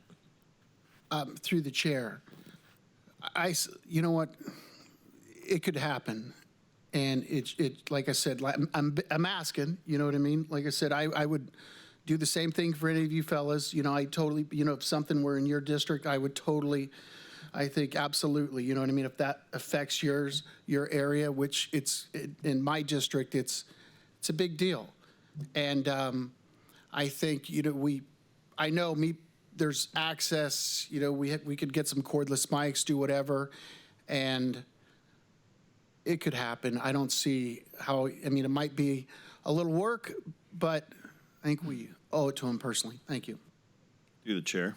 Sure. So, Supervisor Ziegemeier, I certainly think it could work. I do worry about precedent because I can imagine, you know, we'd be moving around a lot with people who want to change, you know, rulings by the Planning Commission. I know over the past 6 years, there's been quite a few that come to the board, and we could be moving around the whole county quite a bit, which, you know, maybe that's the way to go. But I will offer to you that I would come to your district for a town hall that you'd sponsor if you'd like to hear out your constituents, you know, just make that offer to you and suggest a strong town hall so you can have all your constituents heard. I just wanted you to know that. You know, probably wouldn't hurt, Supervisor Ziegemeier, if you had a little steak and lobster dinner for the supervisors before the meeting. I know we can't do multiple supervisors, but you know we can do two, and maybe that's the start, and then maybe we go to, you know, I don't know, but. Well, sorry, I'll wait for all you to speak up, then I'll be. Supervisor Flores, do you have anything to add? I do, but I think he still wanted to follow up. I thought you were done. On this one topic, yes. No, like I said, I think this is a big deal. This isn't just a small, 5-acre lot here that we're looking at changing a buffer zone or changing something. I'm not asking for changing something. I'm just asking, I think we owe it to them. This is a proposed 84 home subdivision in a community, and I think we owe it to them to have it in the community that it's happening And I believe we should do this for every district if someone asks, whether it's through the planning or whatever. I mean, we were voted on the people, by the people. The least we can do is go hear them all out. And there's a lot of people that can't make it here. They can't be here at 3 o'clock. So, like I said, I want to propose having it out there at the Sutter Little League field. I think it's tons of safe distance for everyone. We'll have easy ups, for keep whoever out of the, out of the sun, county council or clerk recorders or whether it be, and we make it happen. Through the chair. Supervisor Ziegemeier, I appreciate your comments, and respectfully, I will say that there's a lot of moving parts, as our county council has stated. Obviously, this item has not been agendized, so there's no vote tonight, but I will definitely be open to hearing what Donna Johnson has to say, as well as our IT, Ken Sarah, has to say about possibly getting everything situated.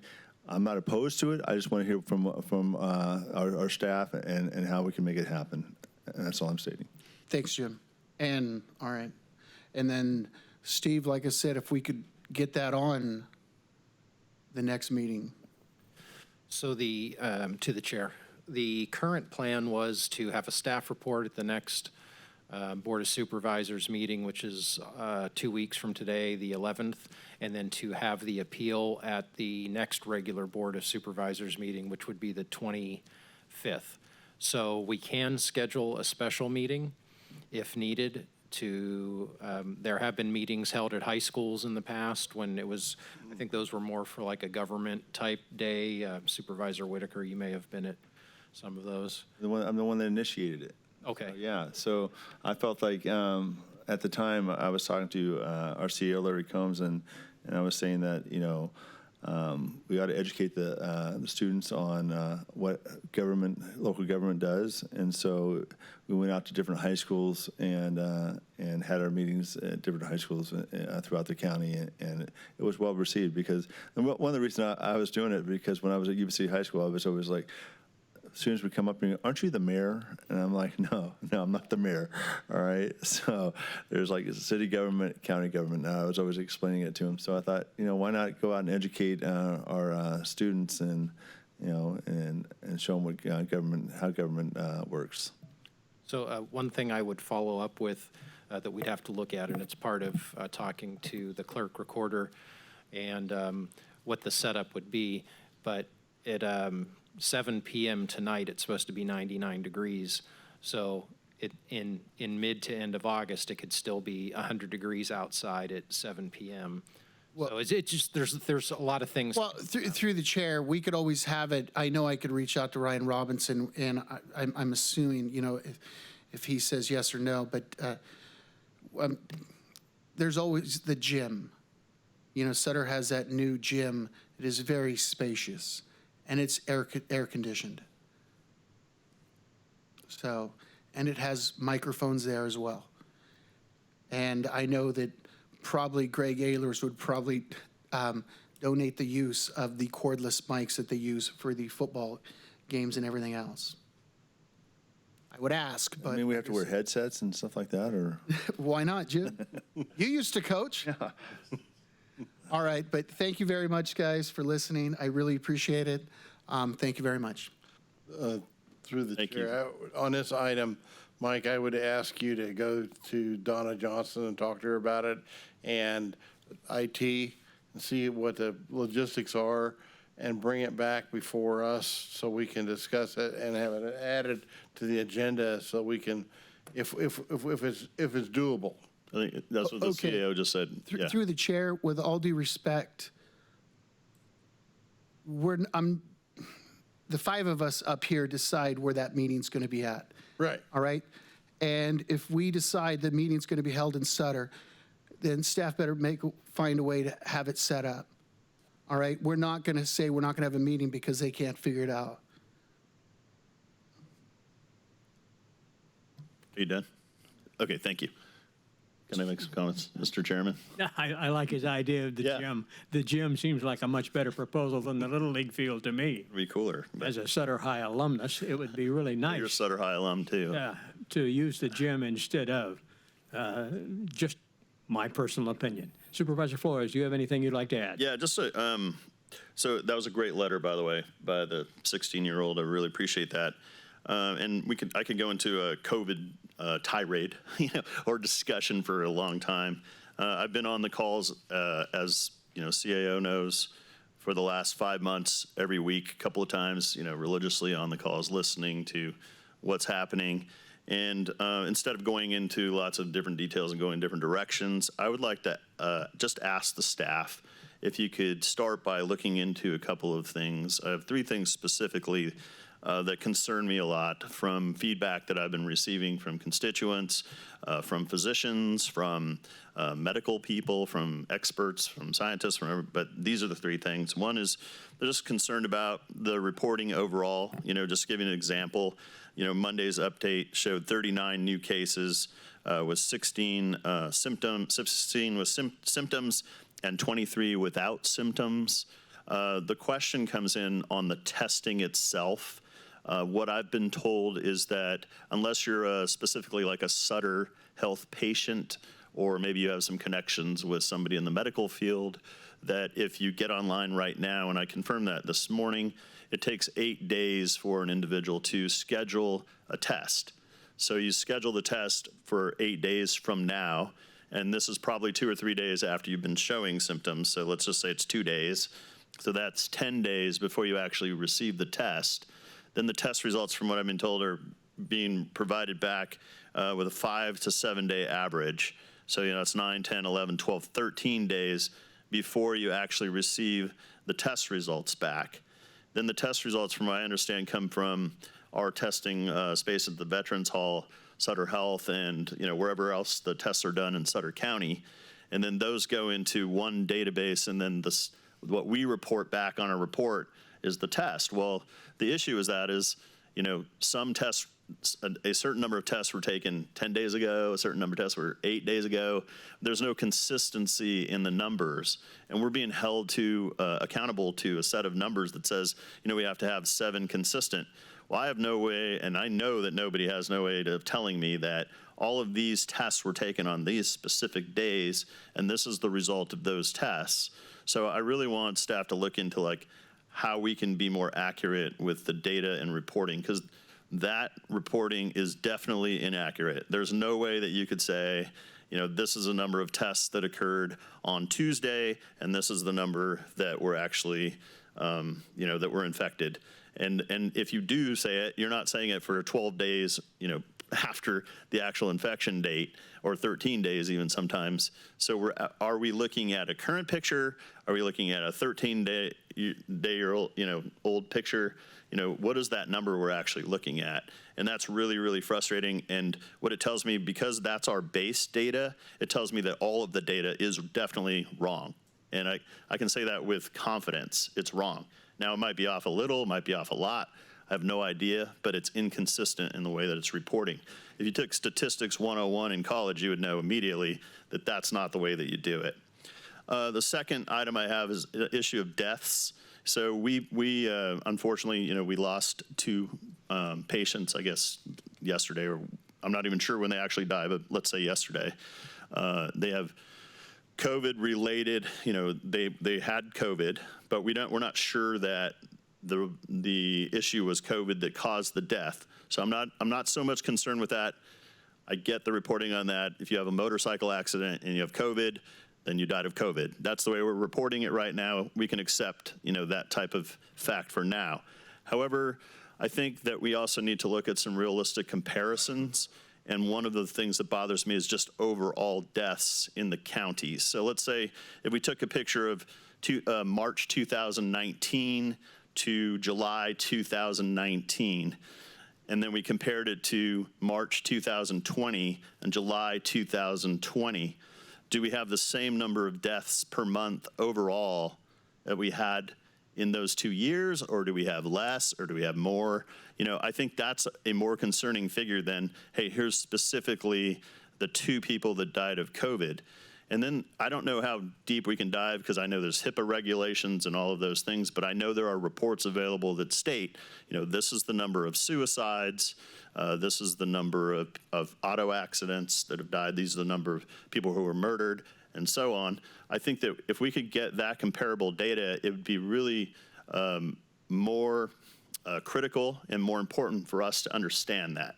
And it's possible that, hey, deaths have gone way up as a result of COVID, or it's possible that actually deaths have gone down, however, suicide rate have gone up, or something else. So I think it's really critical for us to know from a public health standpoint, because when we sit on these calls all the time and we're just focused on COVID, right? It's like, and I'm in the healthcare industry. I'm on a board member on a major health organization. A lot of times we run into problems because we have the heart surgeon who focuses on the heart, provides drugs that kill the liver, and thus ends up killing the patient, right, in the long run. That doesn't happen in my health organization, but it does happen. So, I mean, my point is, we need to focus on, as a public health is our responsibility, and public safety, as a board, we need to focus on the overall public health. And even though we're being mandated for whatever reason, we're being wiped with the same brush, and there's all these conspiracy theories and all of that, putting those things aside, we need to look at, like, what is our approach to overall public health, and what are the real effects? Are we really, are there 100 deaths a month last year and 125 now, or is there 100 last year and 25 now? What are those numbers? Those are real numbers that impact us. Not, hey, did 2 die of COVID, in the last couple of weeks, but we need to know the overall number. And then the third thing that really gets me is that I've been hearing reports that people who were signed up to test but didn't show up to the appointment tested either positive or negative for COVID, and they got test results. Well, if that is true, and I'm, if the staff could please look into these reports, then definitely we've got a serious issue going on in terms of what the reporting. So to say that again, if you set up an appointment and you no-show to the appointment, they're receiving test results even when they no-show to the appointment.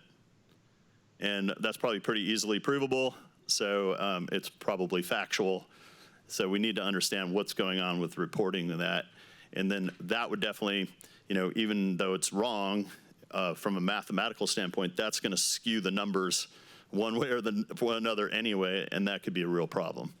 So if I could, I just want to ask staff to look into those items, and I wanted to put them on public record for questioning those issues. I have many more related to COVID, but at the moment I want to make sure we're doing this scientifically in an approach. To the chair. Yes. Sure. Do you have a specific on the appointments? Is that through the OptumServe county testing site, or do you think it's through one of the other sites? The third item that I mentioned? Yeah. Or what I'd rather do is talk to you off the record on, okay. Rather than naming anything. I don't know about HIPAA compliance and those kinds of issues. I get informed about HIPAA compliance weekly, and I just want to make sure, through our calls, Supervisor Conant's on those calls as well, and I just want to make sure I'm not overstepping those bounds. And then, definitely let's be transparent and report back to the public when we find out what those issues are. Thanks. Just as an additional comment on top of what you're talking about statistically, from how many COVID-related deaths did we have, it's my understanding that if the medical establishment determines that it's COVID-related, it's like a $39,000 payout. If it's not COVID-related, it's like an $8,000 payout. So I wonder how legitimate you'll ever be able to come up with statistics that are truly COVID, as long as there's an incentive. You don't lock the cash register at your company because you think your employees are going to steal. You lock the cash register to eliminate the temptation. Right. So I'm curious as to whether or not we're providing an incentive for the medical community, good as they may be, to say, COVID, 39,000, not COVID, 8,000. Well, let's see, so just an add-on. Well, I think Supervisor, that's a very good question. And I've been through so many iterations of aggravation and, like all of you and all these things that we question.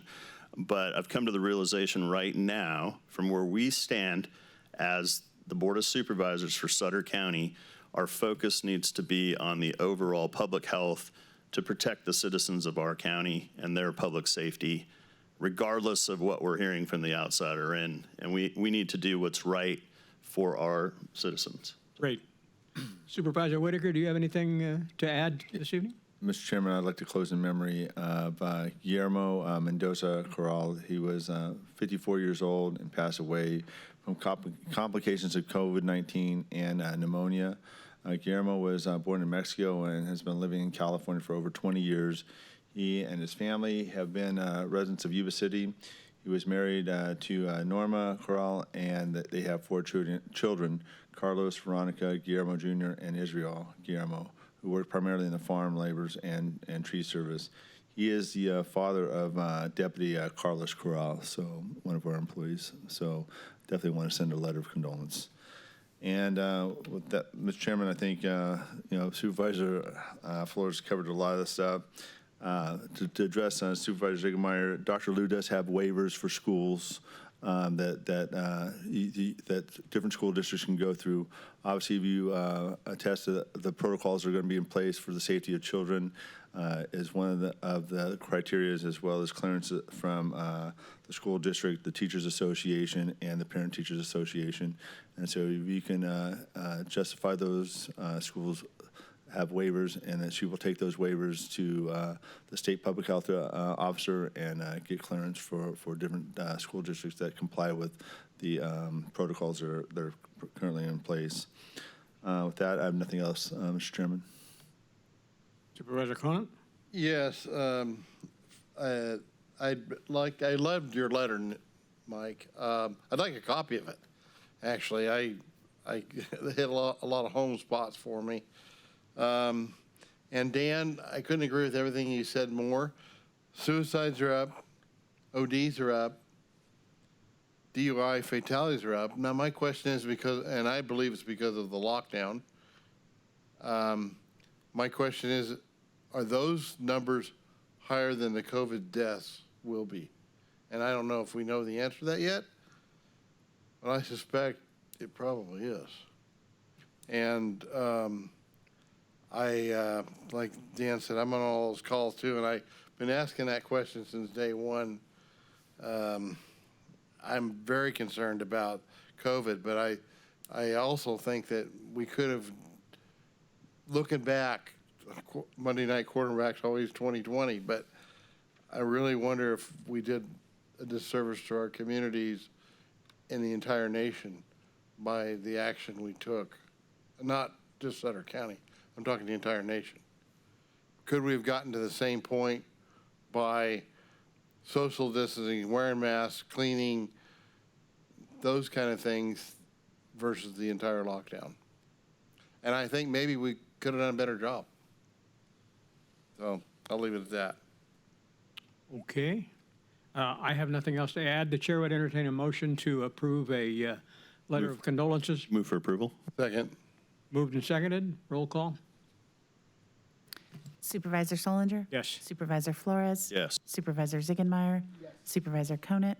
Yes. Sorry, my apologies. And Supervisor Whitaker? Really? Yes. Okay, unless there's something else to go on, this meeting is adjourned. However, we are going to move into closed session.